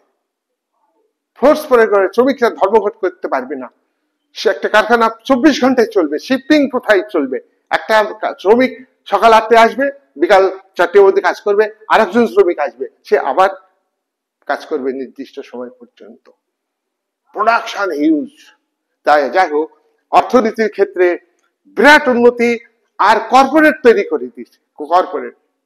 এই যে এখন তোমরা দেখো না যে গণতান্ত্রিক রাষ্ট্রগুলিতে বিরোধীরা বলে এই ফ্যাসিবাদী নীতি গ্রহণ করছে। অনেক সময় কি, আরে ফ্যাসিবাদী তো পুঁজিপতিদের কন্ট্রোল করা হয়, গণতান্ত্রিক রাষ্ট্রে তা করা হয় না। সাধারণ মানুষকে বুঝতে দেওয়া হয় না। সাধারণ মানুষ মনে করে যে সরকার খুব গরিব দরদি সরকার, গণতন্ত্র এটা ভাবে। কিন্তু যাই হোক, এই যে কর্পোরেট সিস্টেমে প্রোডাকশন হবে, কর্পোরেট সিস্টেমে রাষ্ট্র শিল্পপতি, হ্যাঁ, দেখো কোন শ্রমিক সংগঠন থাকবে না, কোন মালিক সংগঠন থাকবে না। আর থাকলেও সাবসৃষ্টিকারী গোষ্ঠী, উদারনীতি গণতন্ত্রে শিল্পপতিদের গোষ্ঠী, শ্রমিকদের সংগঠন, ব্যবসায়ীদের সংগঠন, তাদের স্বার্থে সরকারের কাছ থেকে দাবি আদায় করে নেয়। এসব কিছু ফ্যাসিবাদে থাকবে না। তোর ব্যবসা আমি বুঝবো, তোর উৎপাদন কত হবে আমি বুঝবো। কোন সংগঠন করে তুমি উৎপাদন কমাতে পারবে না। স্টেট কন্ট্রোল এতটা, স্টেটের উপরে কেউ থাকবে না। আর স্টেটের কর্ণধার একজন, ডিক্টেটর, সে ডিক্টেটর। আচ্ছা, এইভাবে ফ্যাসিবাদী অর্থনীতি ফ্যাসিবাদে পরিচালনা হয়। এটা 5 নম্বর। 6 নম্বর, প্রচার যন্ত্র, প্রোপাগান্ডা। দেখো, গণতন্ত্রে আমরা বলি, গণতন্ত্রের একটা চতুর্থ স্তম্ভ কি? গণমাধ্যম, মিডিয়া, সংবাদপত্র, রেডিও, টিভি, ইন্টারনেট, এই সমস্ত আমরা বলি। কিন্তু ফ্যাসিবাদে ইন্টারনেট আজকের দিনে, তখনকার দিনে ছিল না। সবকিছু কন্ট্রোলে থাকবে, স্টেটের হাতে কন্ট্রোলে থাকবে। কিসের প্রোপাগান্ডা? প্রচার। সরকার বিরোধী প্রচার করবা, স্টেটের বিরোধী প্রচার করবা, না, চলবে না। সব যা প্রোপাগান্ডা হবে সরকারের পক্ষে হবে। শিক্ষা ব্যবস্থা, সরকারের সমালোচনা করে শিক্ষা ব্যবস্থা হবে না ফ্যাসিজমে। নেপোলিয়ন বোনাপার্টও কিন্তু শিক্ষা ব্যবস্থা, স্টেট নিয়ন্ত্রিত শিক্ষা ব্যবস্থা তিনি করেছিলেন। অর্থাৎ ফ্যাসিবাদী রাষ্ট্রের প্রতি ছাত্রদের যাতে আনুগত্য বোধ সৃষ্টি করে এমন শিক্ষা দেওয়া হবে। স্টুডেন্টদের মধ্যে রাষ্ট্রের প্রতি অনুগত ভাবনা তৈরি হবে। শিক্ষকদের পড়ানোর মধ্যে স্টেট বিরোধী বক্তব্য থাকবে না। দেখো, এই যে ফ্যাসিবাদের যে বৈশিষ্ট্য, ধরো গ্রিসের নগর রাষ্ট্রে সক্রেটিসকে ধরো বিষ প্রয়োগে বিষ খেয়ে তাকে মানে মরতে হবে, নিহত হতে হবে। তখনকার সিস্টেম ছিল শাস্তি হলো তোমার মৃত্যু, তোমাকে বিষ খেয়ে মরতে হবে, তুমি নিজে হাতে বিষ খাবা। দ্যাট ইজ নট আত্মহত্যা, সুসাইড না। কিন্তু উনি যুক্তি দিয়ে ছাত্র পড়াইতেন, যুক্তিবোধকে জ্ঞানকে হাইলাইট করেছিলেন বলে কুসংস্কারাচ্ছন্ন ধর্মীয় নেতারা শাসকদের কনভিন্সড করে বলল এ স্টেটের বিরোধিতা করছে, তাকে মৃত্যুদণ্ড দিয়ে দিল। তাই ফ্যাসিবাদে কিন্তু ওই ধরনের যে প্রচার রাষ্ট্রের দ্বারা কঠোরভাবে নিয়ন্ত্রিত হবে, মিথ্যা আবেগ তৈরি করা হবে। ফ্যাসিবাদে মিডিয়া স্টেটের কন্ট্রোলে আছে, মিডিয়া প্রচার করবে কিন্তু সবসময় স্টেটের পক্ষে, এক নায়কের পক্ষে ফ্যাসিবাদের প্রচার করা হবে, ভালো ভালো, খারাপ হলেও ভালো। এটা তুমি বলতে পারো গণতান্ত্রিক রাষ্ট্রের ক্ষেত্রে এটা গণতান্ত্রিক বিরোধী। যাই হোক, এটা হচ্ছে শিক্ষা ব্যবস্থা, মিডিয়া, সংস্কৃতি মানে গান বাজনা, নাচ, হ্যাঁ, এগুলো। নাগরিকদের কোনো অধিকার ভোগের ব্যাপার নেই। যেমন ধরো গ্রিসের নগর রাষ্ট্রগুলিতে কৃতদাসদের কোনো অধিকার ছিল বলো? নারীদের কোনো অধিকার ছিল বলো? নারীরা এখনো পণ্যের মতোই বিক্রি হচ্ছে। এই যে বিশ্বায়নে এত উন্নতি বিভিন্ন রাষ্ট্রের কর্ণধার রায় করছে, কিন্তু আসলে কি বলো, নারী পাচার, নারী ধর্ষণ এবং নারী বিক্রি সবটা কিন্তু আগের থেকে কোনো অংশেই কমেনি। লোক দেখানো, মিডিয়াতে দেখানো হয়, কিন্তু অপরাধী শাস্তি খুব কম পায়। বরং ফ্যাসিবাদের স্টেট মেশিনারি খুব অ্যাক্টিভ থাকে, কিন্তু নাগরিকদের অধিকার অন্যভাবে অধিকার স্বীকার করা হবে না। বাক স্বাধীনতা প্রয়োজনে কেড়ে নেওয়া হবে, স্বাধীনভাবে চলাফেরা করা প্রয়োজনে কেড়ে নেওয়া হবে, স্বাধীনভাবে পেশা গ্রহণের অধিকার প্রয়োজনে কেড়ে নেওয়া হবে। তুমি কৃষি কাজ ভালো পারো, তুমি শিল্পে কাজ করবে না, কৃষিতেই তোমাকে করতে হবে। তুমি বিজ্ঞানী, তোমাকে বিজ্ঞান চর্চাই করতে হবে। তুমি বিদেশে গিয়ে বিজ্ঞান চর্চা করবে না, দেশে থেকেই করতে হবে। এই যে মেধা চালান হয়, ফ্যাসিবাদে এসব চলবে না। দেশ আগে, রাষ্ট্র আগে। ওকে, নেক্সট। 7, মুষ্টিমেয় এলিটদের হাতে ক্ষমতা কেন্দ্রীভূত হয়। ফ্যাসিবাদের দেশের মধ্যে যারা খুব ধনী তাদের হাতে ক্ষমতা কেন্দ্রীভূত হয়, কিন্তু তাদের হাতে কি ক্ষমতা থাকে না? মুষ্টিমেয় এলিট কারা? যারা সম্পদশালী, যারা প্রাধান্য বিস্তারকারী, তারাই হলো এলিট। প্রভাবশালী, প্রাধান্য বিস্তারকারী, ধনী, তারাই হলো এলিট, এবং এর সংখ্যা কম। এরাই ভাবধারা তৈরি করবে, এরা আদর্শ তৈরি করবে, সাধারণ মানুষ সবাই ফলো করবে। এই যে এলিট শ্রেণী, এই এলিট শ্রেণীটা কিন্তু শাসকের সঙ্গে যোগাযোগ রাখবে। এই এলিট শ্রেণী কিন্তু শাসকের কন্ট্রোলে, আউট অফ কন্ট্রোল নয়। সব সময় শাসক এলিটদের সঙ্গে শাসকের যোগাযোগ, এলিটরা কোনো মতেই শাসককে অ্যাভয়েড করতে পারবেন না। তাহলে এটা হচ্ছে রাজনৈতিক ব্যাখ্যা। 8 নাম্বার, অন্য দলকে, আমি আগেই বলেছি, অন্য দলকে স্বীকার করা হবে না। দেশের নতুন সংবিধান হবে ফ্যাসিজম প্রতিষ্ঠিত হলে, ফ্যাসিবাদের নতুন সংবিধান হবে, আগে সংবিধান ঝেড়ে ভালো। এবং এখানে মাল্টিপার্টি সিস্টেম, বাইপার্টি সিস্টেম, মাল্টিপার্টি মানে বহুদলীয় ব্যবস্থা। যেমন ভারতবর্ষে বহুদলীয় ব্যবস্থা আছে। ভারতবর্ষের সংবিধানে, মূল সংবিধানে কিন্তু দলীয় ব্যবস্থা ছিল না। 1985 সালে সংবিধান সংশোধন করে তোমার পার্টি সিস্টেমটাকে সংবিধানের অন্তর্ভুক্ত করা হয়েছে। Is it clear? আচ্ছা, ফ্রান্সে বহুদলীয় ব্যবস্থা আছে, ইংল্যান্ডে দ্বিদলীয় ব্যবস্থা আছে, ও আমেরিকাতে দ্বিদলীয় ব্যবস্থা আছে। এইরকম দ্বিদলীয় বহুদলীয় এই সিস্টেম, পার্টি সিস্টেম থাকবে না। পার্টি সিস্টেম হচ্ছে একটাই, সংবিধানে একটাই পার্টি থাকবে, একটা পার্টির একজন লিডার থাকবে। যেটা আমি আগের পয়েন্টে বললাম যে মুসলিম এলিট গোষ্ঠী তাদের খুব কন্ট্রোল করবেন একজন একজন ডিক্টেটর তিনি।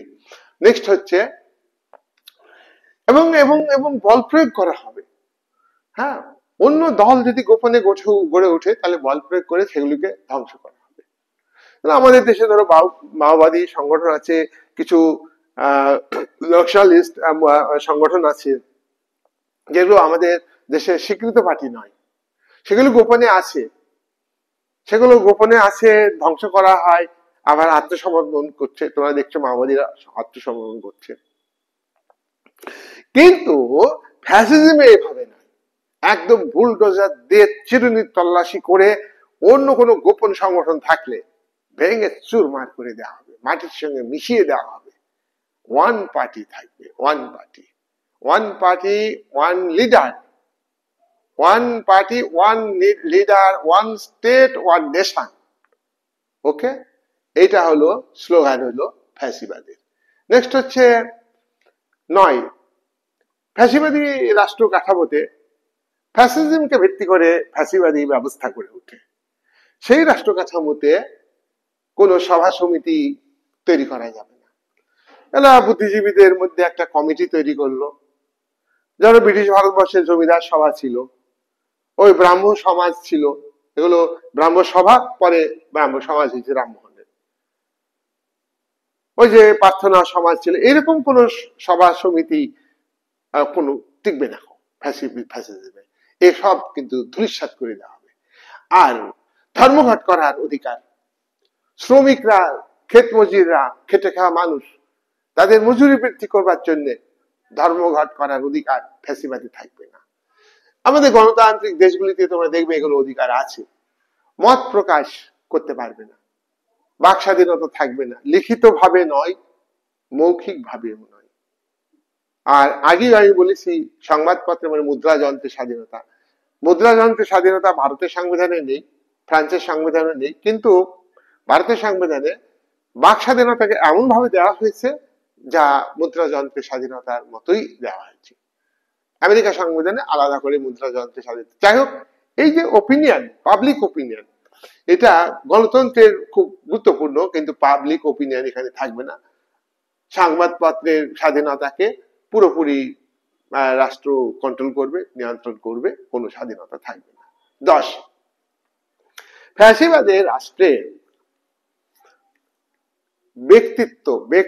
ব্যক্তিত্ব আলাদা করে থাকবে না। ব্যক্তি স্বাতন্ত্র্যবাদ কি? ব্যক্তির ভালো মন্দ ব্যক্তিই বোঝে, রাষ্ট্র বোঝে না। রাষ্ট্র চেষ্টা করলেও ব্যক্তির অর্থনৈতিক সামাজিক চাহিদা পূরণ করতে পারবে না। বেনথামের বক্তব্য, রাষ্ট্র সর্বাধিক সংখ্যক বেশি লোকের সর্বাধিক পরিমাণ সুখ বিধান করবে। জন স্টুয়ার্ট মিল আরেকটু উন্নত কথা বললেন, শুধু সর্বাধিক সংখ্যক মানুষের সর্বাধিক পরিমাণ সুখ দিবে সেটা নয়, সুখের কোয়ালিটি বিশ্লেষণ করতে হবে। সুখ তো কমা জিনিসও হয়, আবার ভালো জিনিসও সুখ হয়।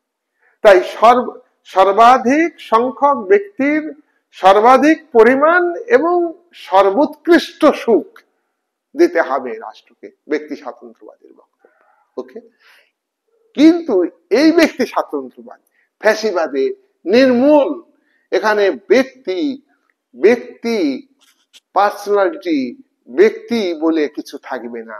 ব্যক্তিকে সম্পূর্ণভাবে কার উপর নির্ভরশীল করে তুলছে? স্টেটের উপর। ব্যক্তিকে স্টেটের বেদিমূলে প্রতিষ্ঠিত করা হয়েছে। ব্যক্তির অধিকার, স্বাধীনতা, হ্যাঁ, ব্যক্তিত্বের বিকাশ দরকার, সেগুলো স্টেটের মধ্য দিয়ে হবে। স্টেটের বিরুদ্ধে সমালোচনা করে নয়, স্টেটের বিরোধিতা করে নয়। অধিকার দরকার, তুমি অধিকার পেয়ে যাবা। তাই ব্যক্তিত্ব বিকাশের ক্ষেত্রে ব্যক্তির কোনো ভূমিকা থাকবে না, এখানে স্টেটের ভূমিকা থাকবে। নেক্সট 11 নম্বর হয়ে গেছে প্রায়। ফ্যাসিবাদ যুদ্ধকে সমর্থন করে। যুদ্ধ হচ্ছে কাব্য, বিশ্ব শান্তি এবং নিরাপত্তা এটা গুরুত্বপূর্ণ নয়। আন্তর্জাতিকতাবাদ, আদর্শ জাতীয়তাবাদ এগুলো কোনো গুরুত্ব ফ্যাসিবাদে পায় না। ন্যাশনালিজম, উগ্র যে ন্যাশনালিজম সেটা দরকার। আর কি ইন্টারন্যাশনালিজম না, যুদ্ধ দরকার, রাষ্ট্রের বিরোধ থাকবে, যার শক্তি বেশি সে তার অস্তিত্ব প্রত্যেকে এইভাবে উন্নত করবে, এইভাবে তাহলে এটা কি হবে? মানব সভ্যতা টিকে থাকবে? বলো, মানব সভ্যতা টিকে থাকবে? হিউম্যানিটি থাকবে কোন দেশের? যুদ্ধ করে আজকে বিশ্বায়নের প্রেক্ষাপটে এবং আজকের দিনে বিশ্বে যে যত অস্ত্র তৈরি হয়েছে, আজকে ফ্যাসিজমের যে নীতি এটাকে গ্রহণ করলে পৃথিবী টিকে থাকবে? কতবার ধ্বংস হয়ে যাবে বলো। তাই ফ্যাসিবাদ যুদ্ধকে সমর্থন করছে। প্রত্যেকটা পুরুষ মানুষের কাছে যুদ্ধ করা কাম্য। নারী যেমন সন্তান পেটে ধরবে, প্রসব করবে, কর্তব্য তার, তেমনি পুরুষ হয়ে জন্মিস মানেই তোমাকে যুদ্ধ করতে হবে। তাহলে এরা মিলিটারি পাওয়ার তার মধ্যে জাগিয়ে তোলা হচ্ছে, এটা ফ্যাসিবাদের একটা রাজনৈতিক বৈশিষ্ট্য। 12 নম্বর ব্যক্তি মালিকানা থাকবে না। এটা আমি আগেই বলেছি, ব্যক্তি মালিকানা থাকবে না। ব্যক্তি মালিকানা থাকবে, ভুল বললাম, খুব বাজে হয়ে গেল। উদারনীতিবাদে ব্যক্তিগত মালিকানা থাকবে, সমাজতন্ত্রে ব্যক্তিগত মালিকানা থাকবে না। ফ্যাসিবাদেও ব্যক্তি মালিকানা থাকবে, কিন্তু ব্যক্তি মালিকানার উপরে স্টেটের কঠোর থেকে কঠোর নিয়ন্ত্রণ থাকবে। ব্যক্তি মালিকানার উপরে প্রয়োজনে স্টেট ফোর্স প্রয়োগ করবে, নিয়ন্ত্রণ করবে। আচ্ছা 13 ফ্যাসিবাদ সমাজতন্ত্রের বিরোধী। সমাজতন্ত্র হচ্ছে মার্ক্সবাদ লেনিনবাদ অনুযায়ী সমাজতন্ত্র, যে সমাজতন্ত্রের এই ব্যবস্থাতে সম্পত্তির উপর ব্যক্তিগত মালিকানা তুলে দিয়ে সেখানে রাষ্ট্রীয় মালিকানা বা সরকারি মালিকানা প্রতিষ্ঠিত হবে, আর উৎপাদিত পণ্য রাষ্ট্রের নিয়ন্ত্রণে চলে আসবে, আর রাষ্ট্র জনগণের মধ্যে ডিস্ট্রিবিউশন করবে যার যতটুকু দরকার। সমাজতন্ত্রের অর্থনৈতিক ভিত্তি হলো যে প্রত্যেকটা মানুষকে কাজ করতেই হবে, আর সামর্থ্য অনুযায়ী কাজ করবে। একটা বৃদ্ধ লোক কাজ করবে বলো, পারবে? পারবে না। অর্থাৎ এবিলিটি অনুযায়ী কাজ করবে, এবিলিটি অ্যাকর্ডিং টু এবিলিটি প্রত্যেক মানুষ সার্ভিস দিবে, আর তার কাজ অনুযায়ী মজুরি পাবে, প্রয়োজন অনুযায়ী মজুরি পাবে না, প্রয়োজন অনুযায়ী মজুরি পাবে। সাম্যবাদী, আমার অনেক ভিডিওতে আছে দেখবে যে সাম্যবাদ পৃথিবীতে এখনো প্রতিষ্ঠিত হয়নি। সমাজতন্ত্রই ঠিকঠাক প্রতিষ্ঠিত হলো না, সব নেতাদের তাই। বাড়ি গাড়ি করব, দেশের উন্নতি হবে, সমাজতান্ত্রিক ব্যবস্থা টিকে থাকবে, তা কখনো হয় না। ত্যাগের মানসিকতা লিডারদের মধ্যে, জনগণের মধ্যে থাকতে হবে। যাই হোক, এই সমাজতান্ত্রিক উৎপাদন ব্যবস্থা, সমাজতান্ত্রিক রাষ্ট্র কাঠামো, সোশ্যালিস্ট ম্যানেজমেন্ট সব দেখো, পুঁজিবাদে বলা হয় যে আমলারা সেবক সমাজে বলা হয়, কিন্তু বাস্তবে কি? পুঁজিবাদে আমলারা লুটে পুটে খাওয়ার সেবক, পুঁজিবাদে জনপ্রতিনিধিরা লুটে পুটে খাওয়ার সেবক। কিন্তু ফ্যাসিবাদে এটা চলবে না, গলা কেটে দেবে, ঘুষ খেলে গলা কেটে দেবে, জনপ্রতিনিধি ঘুষ খেলে তার গলা কেটে দেবে, আমলা গোয়েন্দা ঘুষ খেলে সেটা গলা কাটবে, এতটা কন্ট্রোল থাকবে। ওকে, তাই তো আমি বলেছি যে দেখো, একটা সংকটের জায়গা থেকে উঠেছিল, তো আমি আলোচনা করছি যে কেন পতন হয়েছে। তাহলে সমাজতন্ত্রের বিরোধিতা করা সর্বহারার একনায়কত্ব নয়। সমস্ত ডিক্টেটরশিপ অফ প্রলেটারিয়েট একটাই শ্রেণী থাকবে, সমাজতন্ত্রের দ্বিতীয় কোনো শ্রেণী থাকবে না। সবাই খেটে খাওয়া মানুষ, শ্রমজীবী মানুষ, ডাক্তার, ইঞ্জিনিয়ার, শিক্ষক, সবাই সবাই শ্রম করবে, শ্রম অনুযায়ী মজুরি পাবে, এবিলিটি অনুযায়ী শ্রম করবে, আর শ্রম অনুযায়ী মজুরি পাবে। এটা হলো সমাজতন্ত্র। শ্রেণী থাকবে, শ্রেণী শোষণ থাকবে না, স্টেট পাওয়ার একটা শ্রেণীর হাতে চলে যাবে। সেখানে ফ্যাসিবাদে স্টেট পাওয়ার একজন ব্যক্তির হাতে যাবে। ক্লাস ডিক্টেটরশিপ নয়, ওয়ান পার্সন ডিক্টেটরশিপ। এটা হলো তোমার ফ্যাসিবাদের বক্তব্য। এইখানে কিন্তু ফ্যাসিবাদে শ্রেণী যে শোষণ হয়, গরিব তো শোষণ হয় না। কিন্তু একটা কথা, এখানে যেহেতু স্টেট কন্ট্রোল থাকছে, গরিব শোষণ করলে ব্যবসায়ী ন্যায্য দামের পরিবর্তে দাম নিয়ে নিলে তার উপরে শাস্তি আছে। যেমন আমাদের মধ্যযুগের একজন শাসক আলাউদ্দিন খলজি, কোন ব্যবসায়ী যদি দ্রব্য কম দিত, যে পরিমাণ কম দিবে সেই পরিমাণ মাংস সেই বিজনেসম্যানের দেহ থেকে তুলে নেওয়া হতো।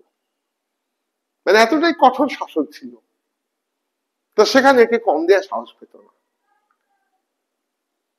দেশের জিনিস দ্রব্যমূল্য নিয়ন্ত্রণের ক্ষেত্রে আমাদের সরকার ঘোষণা করে, দাম বাড়লে 2 টাকা বাড়লে 3 টাকা সরকার নীরব। দর্শকের সরকার তাদের কাছে টাকা নেই, ঘুষ নেই সরকার, যার জন্য 3 টাকায় বেচো, দাম বেড়ে গেছে আর একটু বাড়িয়ে দাও। আর যখনই কমছে তখন কিন্তু কম দামে বেচছে না, আগের দামে বেচছে। কি করে এটা সম্ভব? কিন্তু ফ্যাসিবাদে এটা চলবে না, গলা কেটে দিবে বিজনেসম্যানের। তাই আমরা বলবো যে ফ্যাসিবাদ এই সমস্ত রাজনৈতিক বৈশিষ্ট্যকে ফলো করে। আমরা 13টা বৈশিষ্ট্য আলোচনা করলাম, ভিডিও ভালো করে দেখবে। এবার একটা সামগ্রিক আলোচনা করব। ফ্যাসিবাদ ধনতন্ত্রের বিকৃত রূপ। পুঁজিবাদ যখন বিকশিত হয় তখন ফ্যাসিবাদী ভাবনাটা আসে। দেখো, যুদ্ধবাদ ফ্যাসিবাদের বৈশিষ্ট্য। উদারনীতিবাদে গণতান্ত্রিক ব্যবস্থাতে যে দেশ বেশি উন্নতি হয়, তুমি দেখবে যে সে কিন্তু পরনির্ভরশীল, তার কারণ গরিব দেশগুলিকে শোষণ করে। গরিব দেশে থেকে কাঁচামাল সস্তায় কিনে, আর গরিব দেশে সেই কাঁচামাল দিয়ে যে জিনিসগুলো তৈরি করে সেগুলো বেশি দামে বেচে। বর্তমানে আর শিল্পায়ন মুষ্টিমেয় দেশের মধ্যে সীমাবদ্ধ নেই, প্রত্যেক দেশে শিল্পায়ন ঘটিয়েছে পুঁজিপতিরা। একটা দেশের পুঁজিপতি বিশ্বের গরিব দেশগুলিতে শিল্প কারখানা ঘুরছে, সেখানকার পরিবেশ দূষণ করছে এবং সেখানে অল্প পয়সায় ইঞ্জিনিয়ার পাচ্ছে, কাঁচামাল পাচ্ছে, সেখানে পরিবহন ব্যবস্থাকে উন্নত করে সেখানেও পরিবহনের মাধ্যমে টাকা লুটছে। তাই গরিব দেশ আরো গরিব হয়ে যাচ্ছে। তো এগুলো হচ্ছে ধনতন্ত্রের একটা বিকৃত রূপ, ধনতন্ত্রের খারাপ দিক। ফ্যাসিবাদ একটা ভয়ঙ্কর শক্তি এই কারণে, দেখো গণমাধ্যমে স্বাধীনতা থাকবে না, ব্যক্তিগত স্বাধীনতা থাকবে না, বিচার বিভাগের নিরপেক্ষতা স্বাধীনতা থাকবে না, একাধিক রাজনৈতিক দল গঠনের অধিকার থাকবে না, নাগরিকদের কোনো ব্যক্তিগত স্বাধীনতা অধিকার থাকবে না, তারপরে নির্বাচন হবে না, নির্বাচন হলে গুন্ডামি হবে, জোর করে কারচুপি করে ক্ষমতায় যারা থাকবে ফ্যাসিবাদী নীতি অনুযায়ী তারাই ক্ষমতায় টিকে থাকবে। গণতান্ত্রিক রাষ্ট্রের সরকার যদি এইভাবে গুন্ডামি করে বাহুবল খাটিয়ে অর্থ দিয়ে ভোট কিনে ক্ষমতায় থাকে, সেটাও কিন্তু ফ্যাসিবাদের সঙ্গে তুলনীয়। তাহলে আমরা দেখছি এই যে উদারনীতিক গণতান্ত্রিক ব্যবস্থা, সমাজতান্ত্রিক ব্যবস্থা এবং ফ্যাসিবাদী রাজনৈতিক ব্যবস্থা ফ্যাসিবাদের উপর ভিত্তি করে গড়ে উঠেছে। আমরা এই বৈশিষ্ট্যগুলো দেখছি, কোনো দেশেই কিন্তু স্থায়ীভাবে কোনোটা থাকে না। তাই সিস্টেম, উদারনীতি, এগুলো ক্লাসিফিকেশন করা খুব কঠিন। তার কারণ গণতান্ত্রিক রাষ্ট্রেও কারচুপি হচ্ছে, তাহলে ফ্যাসিবাদের বৈশিষ্ট্য, তাহলে সেটা গণতান্ত্রিক উদারনীতি গণতন্ত্র থাকছে না। গণতান্ত্রিক রাষ্ট্রেও নিরীহ সাধারণ মানুষ সুবিচার পায় না। সাধারণ মানুষের ঘরে নারী ধর্ষণ হলে তার বিচার হয় না, আদালতে গিয়ে বিচার বিভাগ হাজার হাজার কোটি টাকা যারা আত্মসাৎ করছে, ক্যামেরায় দেখাচ্ছে, তাদেরও শাস্তি দিতে পারে না, এটা উদারনৈতিক গণতন্ত্রে। তাহলে এটা কি ফ্যাসিবাদের যে বিচার ব্যবস্থা কঠোর নিয়ন্ত্রণে থাকে, এখানেও কিন্তু বিচার ব্যবস্থা ধনীদের নিয়ন্ত্রণে, বিচার ব্যবস্থা শাসকের নিয়ন্ত্রণে। মিডিয়া সত্যি কথা বলে না। মিডিয়া যখন সরকার অপকর্ম করে, মিডিয়া কিন্তু চুপ থাকে, সত্যিটা তুলে ধরে না, ধামাচাপা দেয়। যেটুকু না তুললেই নয়, সেইটুকুই মিডিয়া তুলে ধরে। তাহলে মিডিয়াকেও কিন্তু ক্যাপিটালিজমে, উদারনীতি গণতন্ত্রে কন্ট্রোল করা হয়। স্বৈরাচারী সরকারের তো কোনো ব্যাপারই নাই, স্বৈরাচারী থাকবে। স্বৈরাচারী সরকারও গণতান্ত্রিক হয়ে যেতে পারে সরকার পরিবর্তন হলে। জনচেতনা, জনগণ, ফ্যাসিবাদ খারাপ জিনিস। ফ্যাসিবাদ গণতন্ত্রকে হত্যা করে, ব্যক্তি স্বাধীনতাকে হত্যা করে, বিচার বিভাগের স্বাধীনতাকে হত্যা করে, মিডিয়ার স্বাধীনতাকে হত্যা করে, স্টেটের বিভিন্ন সভা সমিতি, পলিটিক্যাল পার্টি থাকবে না। খুব মারাত্মক এটা খারাপ। পাশাপাশি গণতান্ত্রিক রাষ্ট্র কাঠামোগুলিও ফ্যাসিবাদী নীতি গ্রহণ করছে। দেখো, ইটালির একটা দেশের অর্থনৈতিক সংকট, সামাজিক ক্ষেত্রে অস্থিরতা, রাজনৈতিক ক্ষেত্রে স্টেবিলিটি আসছে না, ঘন ঘন সরকার পরিবর্তন হচ্ছে, সেই মুহূর্তে একটা সুযোগ গ্রহণ করে ফ্যাসিবাদী রাষ্ট্র ইটালিতে হয়েছিল। কিন্তু সেই রাষ্ট্রের উন্নয়নটা দেখো, উন্নতি হয়েছে, একটা ওয়ার্ল্ড পলিটিক্সের কেন্দ্র হিসেবে তুলে ধরেছে, কিন্তু সেটা টিকেনি।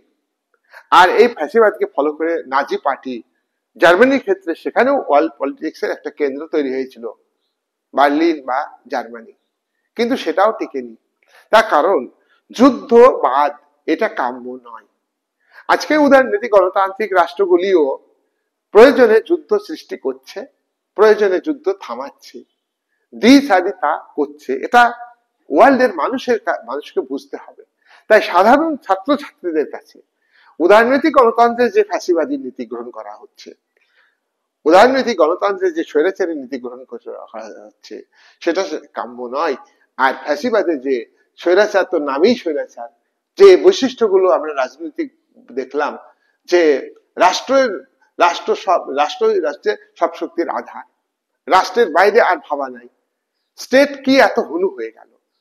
State is a machine one class over another. যুগে যুগে স্টেট কিন্তু গরিবকে শোষণ করেছে, আর স্টেট তৈরি হয়েছে সাধারণ মানুষের উপর অত্যাচার করার জন্যই।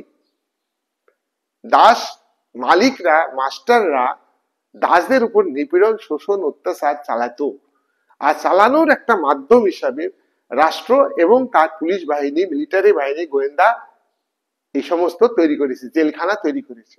সামন্ত যুগেও আমরা ইতিহাসকে মিথ্যা করতে পারবো না। ইতিহাস তো ইতিহাসই। মধ্যযুগেও সামন্ত প্রভুরা রাজশক্তিকে ব্যবহার করে দীর্ঘ হাজার হাজার বছর ধরে ভূমিদাসদের উপর অত্যাচার, নিপীড়ন চালিয়েছে।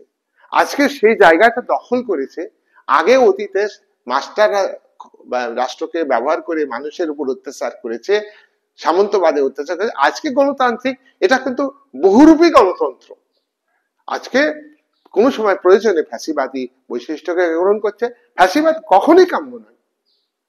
আজকে ইটালি জনগণ ফ্যাসিবাদের যে ভণ্ডামি, তার দ্বিচারিতা ধরে ফেলেছে, এবং ইটালি এই যে যুদ্ধবাদকে গ্রহণ করলো, ফ্যাসিবাদের এক নাম্বার একটা সামরিকবাদ, হিংস্রতা, এই যে জিনিসটা ইটালি জনগণের মধ্যে তৈরি করেছিল।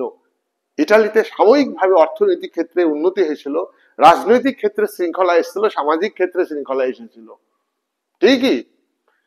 কিন্তু দ্বিতীয় মহাযুদ্ধ বাজিয়ে ইটালি কোথায় গেল? অক্ষ শক্তির দেশগুলো ধূলিসাৎ হয়ে গেল মিত্র শক্তির কাছে। জাপান পরাজিত হলো আমেরিকার কাছে, পরমাণু বোমা যখন নাগাসাকি হিরোশিমাতে ফেললো, প্রথম আবিষ্কার করলো আমেরিকা। ওকে, তাই জাতি বিদ্বেষ যারা সৃষ্টি করে, ইতিহাসের চাকাকে যারা উল্টো দিকে ঘোরানোর চেষ্টা করে, তার পতন অবশ্যই হবে। আমরা দেখেছি ইউরোপে 1815 সালে মেটার্নিক সিস্টেমের মধ্যে দিয়ে গোটা ইউরোপের উপর মেটার্নিক অস্ট্রিয়ার প্রধানমন্ত্রী, তিনি প্রতিক্রিয়াশীল পুরাতন স্বৈরাচারী রাজতন্ত্র ফিরিয়ে এনেছিলেন এবং নিজের দেশে স্বৈরাচারী শাসন কায়েম করেছিলেন। জনগণের অধিকার, জনমত, সংবাদপত্রের স্বাধীনতা সবকিছু কেড়ে নিয়েছিলেন, কিন্তু তিনি কি টিকে থাকতে পেরেছেন? 1815 থেকে 1848 সাল পর্যন্ত তিনি ইউরোপের রাজনীতির ক্ষেত্রে দাদাগিরি করেছেন আর নিজের দেশের স্বৈরী শাসন প্রতিষ্ঠিত করেছেন। কিন্তু 1848 সালে ফরাসি দেশে জনগণ যখন ফেব্রুয়ারি বিপ্লব ঘটালো, সেই ফেব্রুয়ারি বিপ্লবের বন্যায় মেটার্নিক যে সিস্টেম 1815 থেকে 1848 পর্যন্ত গণতন্ত্র বিরোধী, সাম্য বিরোধী, সেই মেটার্নিক তো পতন ঘটে গেল, তার অস্তিত্ব থাকলো বলো? তাই ফ্যাসিবাদী হোক আর গণতন্ত্রের নামে যারা ফ্যাসিবাদকে কায়েম করছেন তারা কিন্তু টিকে থাকবেন না। ইটালিতে ক্ষমতায় এসেছিলেন মুসোলিনি, তিনি উপাধি গ্রহণ করেছিলেন ইলদুসে বা এক নায়ক। ইলদুসে তিনি 1924 সালে তিনি নির্বাচনে গুন্ডাবাজি করেছিলেন, কারচুপি করেছিলেন এবং তিনি সংখ্যাগরিষ্ঠতা অর্জন করেছিলেন, নতুন সংবিধান চালু করেছিলেন এবং তিনি সেনাবাহিনীতে ব্ল্যাক শার্ট, সেনাবাহিনী নাম দিয়েছিলেন ব্ল্যাক শার্ট, এই বাহিনী গঠন করে তিনি সাম্রাজ্যবাদী নীতি গ্রহণ করেছিলেন। হিটলার মুসোলিনি জোট বেঁধে আবিসিনিয়া দখল করে নিয়েছিলেন, কিন্তু এই ইটালি যখন পরাজয় হলো তোমার অক্ষশক্তির জোটে থেকে, তখন ইটালির জনগণ এই মুসোলিনিকে, এই ফ্যাসিবাদী নেতাকে জনগণ পিটিয়ে মেরে ফেলে তার পা দুটোকে উঁচুর দিকে গাছের ডালে বেঁধে দিয়েছিলেন, মাথাটা, বডিটা নিচের দিকে ঝুলছে। মিত্র শক্তির সেনা, আমেরিকার সেনা মাঠের ভিতর দিয়ে যাচ্ছিল, তারা দেখছে যে একজন লোক টাঙানো আছে, কাছে গিয়ে দেখছে এটা মুসোলিনি। তারা কিন্তু মুসোলিনির ডেড বডি, তাহলে মারার পরেও তাদের রাগ সামাল পড়েনি তার ওই ফ্যাসিবাদী নীতির জন্য। মারার পরেও তার মরা দেহের উপরে মানে একটা রাগের ক্ষোভের বহিঃপ্রকাশ হচ্ছে, তার ঠ্যাং বেঁধে উপরে টাঙিয়ে দেওয়া আর নিচে ঝুলছে সেই ডেড বডি। আমেরিকার সেনারা রোমে নিয়ে গিয়ে সমাধি দেয়। এই ফ্যাসিবাদী নীতি গ্রহণ করেই হিটলার বাংকারে লুকান। তার কারণ দ্বিতীয় মহাযুদ্ধে যারা যুদ্ধ অপরাধী বলে চিহ্নিত হয়েছিল তাদের সবারই ফাঁসি হতো। জাপানের প্রধানমন্ত্রী মিস্টার তোজোর ফাঁসি হয়েছিল, হিটলারকেও ফাঁসি দেওয়ানো হতো। হিটলার বাংকারে থেকে সুসাইড করেছেন, তারা দুজনে সুসাইড করেছিলেন। তার তার তার যে বান্ধবী আর কি, তাকে স্ত্রী হিসাবে স্বীকৃতি দিয়ে দুজনেই আত্মহত্যা করেছেন। তারপরে হিটলার ধরা পড়তই এবং তার ফাঁসি হতো। এই যে সুভাষের মৃত্যুর রহস্য আমাদের দেশে, এটাও কিন্তু এই দ্বিতীয় মহাযুদ্ধের এই ব্যাপারটা। তার কারণ সুভাষচন্দ্র তোমার যেহেতু জাপান, জার্মান এদের আশ্রয় নিয়ে ভারতকে স্বাধীন করতে গিয়েছিল, আর মিত্রশক্তি দেশগুলো ঐক্যবদ্ধ হয়ে, এবং ভারতবর্ষের প্রধানমন্ত্রী জওহরলাল নেহরু বলেছিলেন সুভাষ যদি দেশে ফিরে আসে তাহলে আমি তাকে তরবারি দিয়ে সম্বোধন করব। তরবারি দিয়ে সম্বোধন মানে আমি হত্যা করব। তার মানে দেশে ফিরে আসলে আমাদের ভারতের জাতীয় কংগ্রেসের নেতারা সুভাষচন্দ্রকে ধরিয়ে দিত, সুভাষের ফাঁসি হতো। তাই তার মৃত্যুর রহস্য আজও চলে থাকলো এবং ভারত সরকার কোনো চেষ্টা করেনি। গণতান্ত্রিক হোক, উদারনীতি গণতান্ত্রিক হোক আর ফ্যাসিবাদ হলো যে মানবিকতা থাকতে হবে। ফ্যাসিবাদের যে সমস্ত বৈশিষ্ট্যগুলি রাজনৈতিক ব্যাখ্যা আমরা পেলাম এবং মনস্তাত্ত্বিক ব্যাখ্যা পেলাম, তাতে একটা ভয়, ভীতি, অস্থিরতা এবং একটা কি আবেগকে, মানুষের আবেগকে কাজে লাগানো, মানুষের অবচেতন মনকে কাজে লাগানো, সেইগুলো দিয়ে একটা স্বৈরতন্ত্র, একটা অগণতান্ত্রিক, অমানবিক, মানবাধিকার লঙ্ঘিত হবে এমন একটা সিস্টেম ফ্যাসিজম, সেই ফ্যাসিজম অনুযায়ী যে সরকার, সেটা কখনোই কাম্য নয়। আমরা উদারনৈতিক গণতন্ত্রের কে সম্পূর্ণভাবে সমর্থন করব না। উদারনৈতিক গণতন্ত্রের যে ক্যাপিটালিস্টদের প্রাধান্য দেওয়া এবং সরকার ওই ক্যাপিটালিস্টদের পাপেটে পরিণত হয়েছে প্রত্যেকটা গণতান্ত্রিক দেশে। তা সেখানে আমরা এই উদারনৈতিক গণতন্ত্রকে সাপোর্ট করেই আমরা এই গণতন্ত্রকে আরো উন্নত করব এবং সব মানুষ যাতে ন্যায় বিচার পায় তার কথা বলবো, কিন্তু কখনোই আমরা ফ্যাসিজম নাৎসিজমকে সমর্থন করব না। আরেকটা কথা, আমরা ভারতবর্ষের নাগরিক হিসাবে আমাদের একটা মানে দুশ্চিন্তা চীনের আগ্রাসন এবং আমেরিকার আগ্রাসী নীতি এবং দ্বিচারিতা। কিন্তু তোমরা জানো যে সোভিয়েত রাশিয়ার সঙ্গে ভারতের খুব ভালো বন্ধুত্ব। সোভিয়েত রাশিয়া ছিল বলেই 1957 সালে সিকিউরিটি কাউন্সিলে ভিটো দিয়ে কাশ্মীরকে ভারতের অন্তর্ভুক্ত রাখতে সাহায্য করেছে।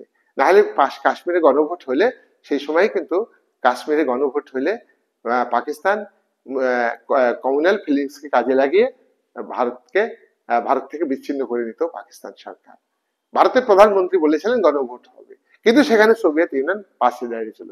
1971 সালে ভারত পাক যুদ্ধে পূর্ব পাকিস্তানে বাংলাদেশ রাষ্ট্রের উদ্ভব। এক্ষেত্রে ভারতের সামরিক বাহিনী প্রয়োগ এবং হস্তক্ষেপ এবং যুদ্ধ হয়। এই যুদ্ধে কিন্তু আমরা হেরে যেতাম। কোন দিক থেকে আমি কথাটা বলছি? চীন ভারতের বিপক্ষে ছিল, পাকিস্তানের সঙ্গে তো যুদ্ধ হচ্ছে, আর তোমার আমেরিকাও পাকিস্তানের পক্ষে ছিল, চীন পাকিস্তানের পক্ষে ছিল। দেখো 1962 সালে আমরা চীনের কাছে হেরে গেছি। আকসাই চীন, এটা ম্যাপে দেখবা, গুগলে সার্চ করে, অনেক ভূখণ্ড কিন্তু ওটা চীন দখল করে নিয়েছে। ওর ভিতরে রাস্তাও তৈরি করে ফেলেছে। 1950 সালে ভারত সরকার বিরোধিতা করেনি। বিরোধিতা করতে লেগেছে কবে? তোমার 1957 সালে। আর বিরোধিতা করতে গিয়েই সেনা মোতায়েন ছিল, আমাদের সেনাদের আক্রমণ করে চীনের ড্রাগন বাহিনী আমাদের ভারতীয় সেনাদের হারিয়ে দিয়েছে যুদ্ধ করে 1962 সালে। 63 সালে দখল করে নিয়েছে। তাহলে 71-এর যুদ্ধে কিন্তু আমাদের জেতার সম্ভাবনাটা কম ছিল। কাদের জন্য জিতেছি জানো? হয়তো ভারতকে আমি ছোট করছি না, এখানে তোমার রাশিয়া 40টা সাবমেরিন পাঠিয়েছিল। আমেরিকা সাপোর্ট করেছিল কেন? 7টা যুদ্ধ জাহাজ সাবমেরিন সমুদ্রে বঙ্গোপসাগরে পাঠিয়েছিল ভারতের সঙ্গে যুদ্ধ করতে। সেখানে 40টা সোভিয়েত রাশিয়া 40টা যুদ্ধ বিমান পাঠিয়েছিল। এই 40টা দেখে 7টা যুদ্ধ বিমান আমেরিকার চলে এসছে। তাই আমাদের মাঝে এইটা আমাদের দেশে একটা কিছু কিছু জনমত দেখা যায় যে ভারতের প্রধানমন্ত্রী সঙ্গে ডোনাল্ড ট্রাম্পের খুব ভালো সম্পর্ক, অমুক তমুক। আমার একটা আশঙ্কা ছিল যে ভারত ভুল করবে না তো, আমেরিকাকে বন্ধু করবে না তো? না, আমেরিকাকে বন্ধু করার কোনো কারণ নাই। আমরা একটা নিশ্চিন্ত হইলাম, এই গত দুদিনে তোমার রাশিয়া এবং ভারতের মধ্যে অনেকগুলো চুক্তি হয়েছে। আর রাশিয়া ভারত একদিকে থাকলে চীন ভারতের সঙ্গে পারবে না, আমেরিকাও পারবে না। এটা একটা খুব ভালো খবর, খুব ভালো লাগছে আর কি, ভালো লাগছে। খুব চিন্তা হয়েছিল, তার কারণ একটা কথা মনে রাখবে, যে মতবাদই আমরা ব্যক্তিগতভাবে বিশ্বাস করি না কেন, আগে আমাদের দেশকে বাঁচাতে হবে। আর ইতিহাসকে ভুলে গেলে হবে না। যে আমি একাডেমি পড়াই, কিন্তু সেই পাশাপাশি একটা দেশের প্রতি সমর্থন আমি আগে দেশ। মেধা চালান যারা বিদেশে চাকরি করতে যাচ্ছে, আমেরিকাতে যাচ্ছে, জার্মানিতে যাচ্ছে, আমাদের মেধা তারা খাটিয়ে কোটি কোটি টাকা রোজগার করছে, আমাদের টাকাই তারা পোদ্দারি করছে। এটা কিন্তু যারা যাচ্ছে তাদের মানসিকতা কিন্তু ভালো না। আমার মনে হয় তাদের দেশপ্রেমের ঘাটতি আছে। এপিজে আব্দুল কালাম, অনেকে সংখ্যালঘুদের ঘৃণা করেন, অনেক আছে, যা ধর্মের ভিত্তিতে রাজনীতি হয় আমাদের দেশে। সব পার্টি কিন্তু ধর্ম নিয়ে রাজনীতি করে, ক্ষমতায় থাকে সব পার্টি, কোনো পার্টি বাদ যাবে না। এটা বিতর্ক করলে আমি পরে ভিডিও বানাবো, হ্যাঁ দরকার আমি বানাবো, কিন্তু আমি এই মুহূর্তে বলছি না। আমি বলছি যে ধর্ম নিয়ে সবাই রাজনীতি করে, সব পার্টি, কোনো পার্টি না, কোনো কাউকে উস্কানি দেওয়া বা সবাই করে। আচ্ছা, এটা কাম্য নয়, কিন্তু এটা খারাপ, এটা ভারতের দেশের সার্বভৌমত্ব। এপিজে আব্দুল কালাম, সে তো সংখ্যালঘু, সে তো আমেরিকায় চলে যেতে পারতেন, গিয়েছেন কি? তাহলে ওনার মতন দেশপ্রেমিক যদি একজন দেশপ্রেমিক থাকে, সেটা কিন্তু এপিজে আব্দুল কালাম। তাহলে ধর্মের ভিত্তিতে কথা বলা, ধর্মের ভিত্তিতে সিলেবাস তৈরি করা বা কোনো কিছু করা কাম্য নয়। তা আমরা একটা শান্তিতে আসবো। এপিজে আব্দুল কালামকে আমাদের শ্রদ্ধা জানিয়ে, যে সে কত বড় ত্যাগ স্বীকার করেছে ভারতবর্ষের জন্য, আজকে এত পাকিস্তানের সঙ্গে সাফল্য, আবার ব্যর্থতাও আমাদের আছে। আমরা আমরা আমরা চাইবো যে ভারতবর্ষে একটা মানুষও যেন সন্ত্রাসবাদীর দ্বারা নিহত না হয়। সে যে ধর্মের মানুষই হোক না, সে তো মানুষ, এটা ভাবতে হবে। এটা হলো আমাদের ইডিওলজি। তো রাশিয়ার সঙ্গে ভারতের যে চুক্তিগুলো হলো দুদিন ধরে, এটা খুব সাধুবাদযোগ্য, এবং আমরা স্বস্তিতে আমরা ঘুমাতে পারবো। তার কারণ তোমাদের আগস্ট মাসে ওই যে চীনের সঙ্গে যে চুক্তি হয়েছিল, আমাদের প্রতি ভালো প্রতিবেশী চীনের শি জিনপিং বলেছিলেন, তাতে কিন্তু আমি কোন সময় বিশ্বাস করি না চীনকে।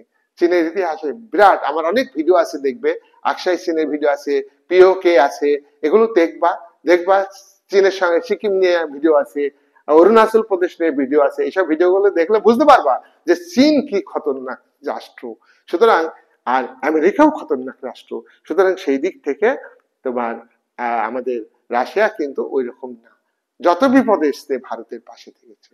আজকে করোনার আবহাওয়াতে ভারতের পাশে ভারতকে হেল্প করেছে বহু, তাহলে আমাদের দ্রব্যমূল্য, আমাদের তেলের চাহিদা মিটত না। তখন পশ্চিমী অনেক দেশ নিষেধাজ্ঞা জারি করেছিল অনেক বিষয়ে। যাই হোক, তা পশ্চিমী দেশ, সরি, মধ্যপ্রাচ্যের দেশগুলোর উপরে যে তোমার তোমার সুপার শক্তিধর রাষ্ট্রগুলো, ইউরোপীয় রাষ্ট্র, আমেরিকা, এরা যে মানে ব্যবহার করে, সেটাও কিন্তু কাম্য নয়। আবার মধ্যপ্রাচ্যের দেশগুলোর মধ্যে ন্যাশনালিজম গড়ে উঠুক, কিন্তু সেটা উগ্র ন্যাশনালিজম নয়, আদর্শ ন্যাশনালিজম। তারা ঐক্যমত হোক, প্রত্যেকটা রাষ্ট্রের সার্বভৌমত্ব বজায় থাকুক, প্রত্যেকটা রাষ্ট্র সম্মান নিয়ে মাথা উঁচু করে। একটা রাষ্ট্র মানে কি, একটা দেশের সব জনগণ, সেটা কিন্তু জাতি, এটা ধর্মের ভিত্তিতে জাতি হয় না। ঠিক আছে, এইটুকু বলে আজকের আলোচনা আমি শেষ করলাম।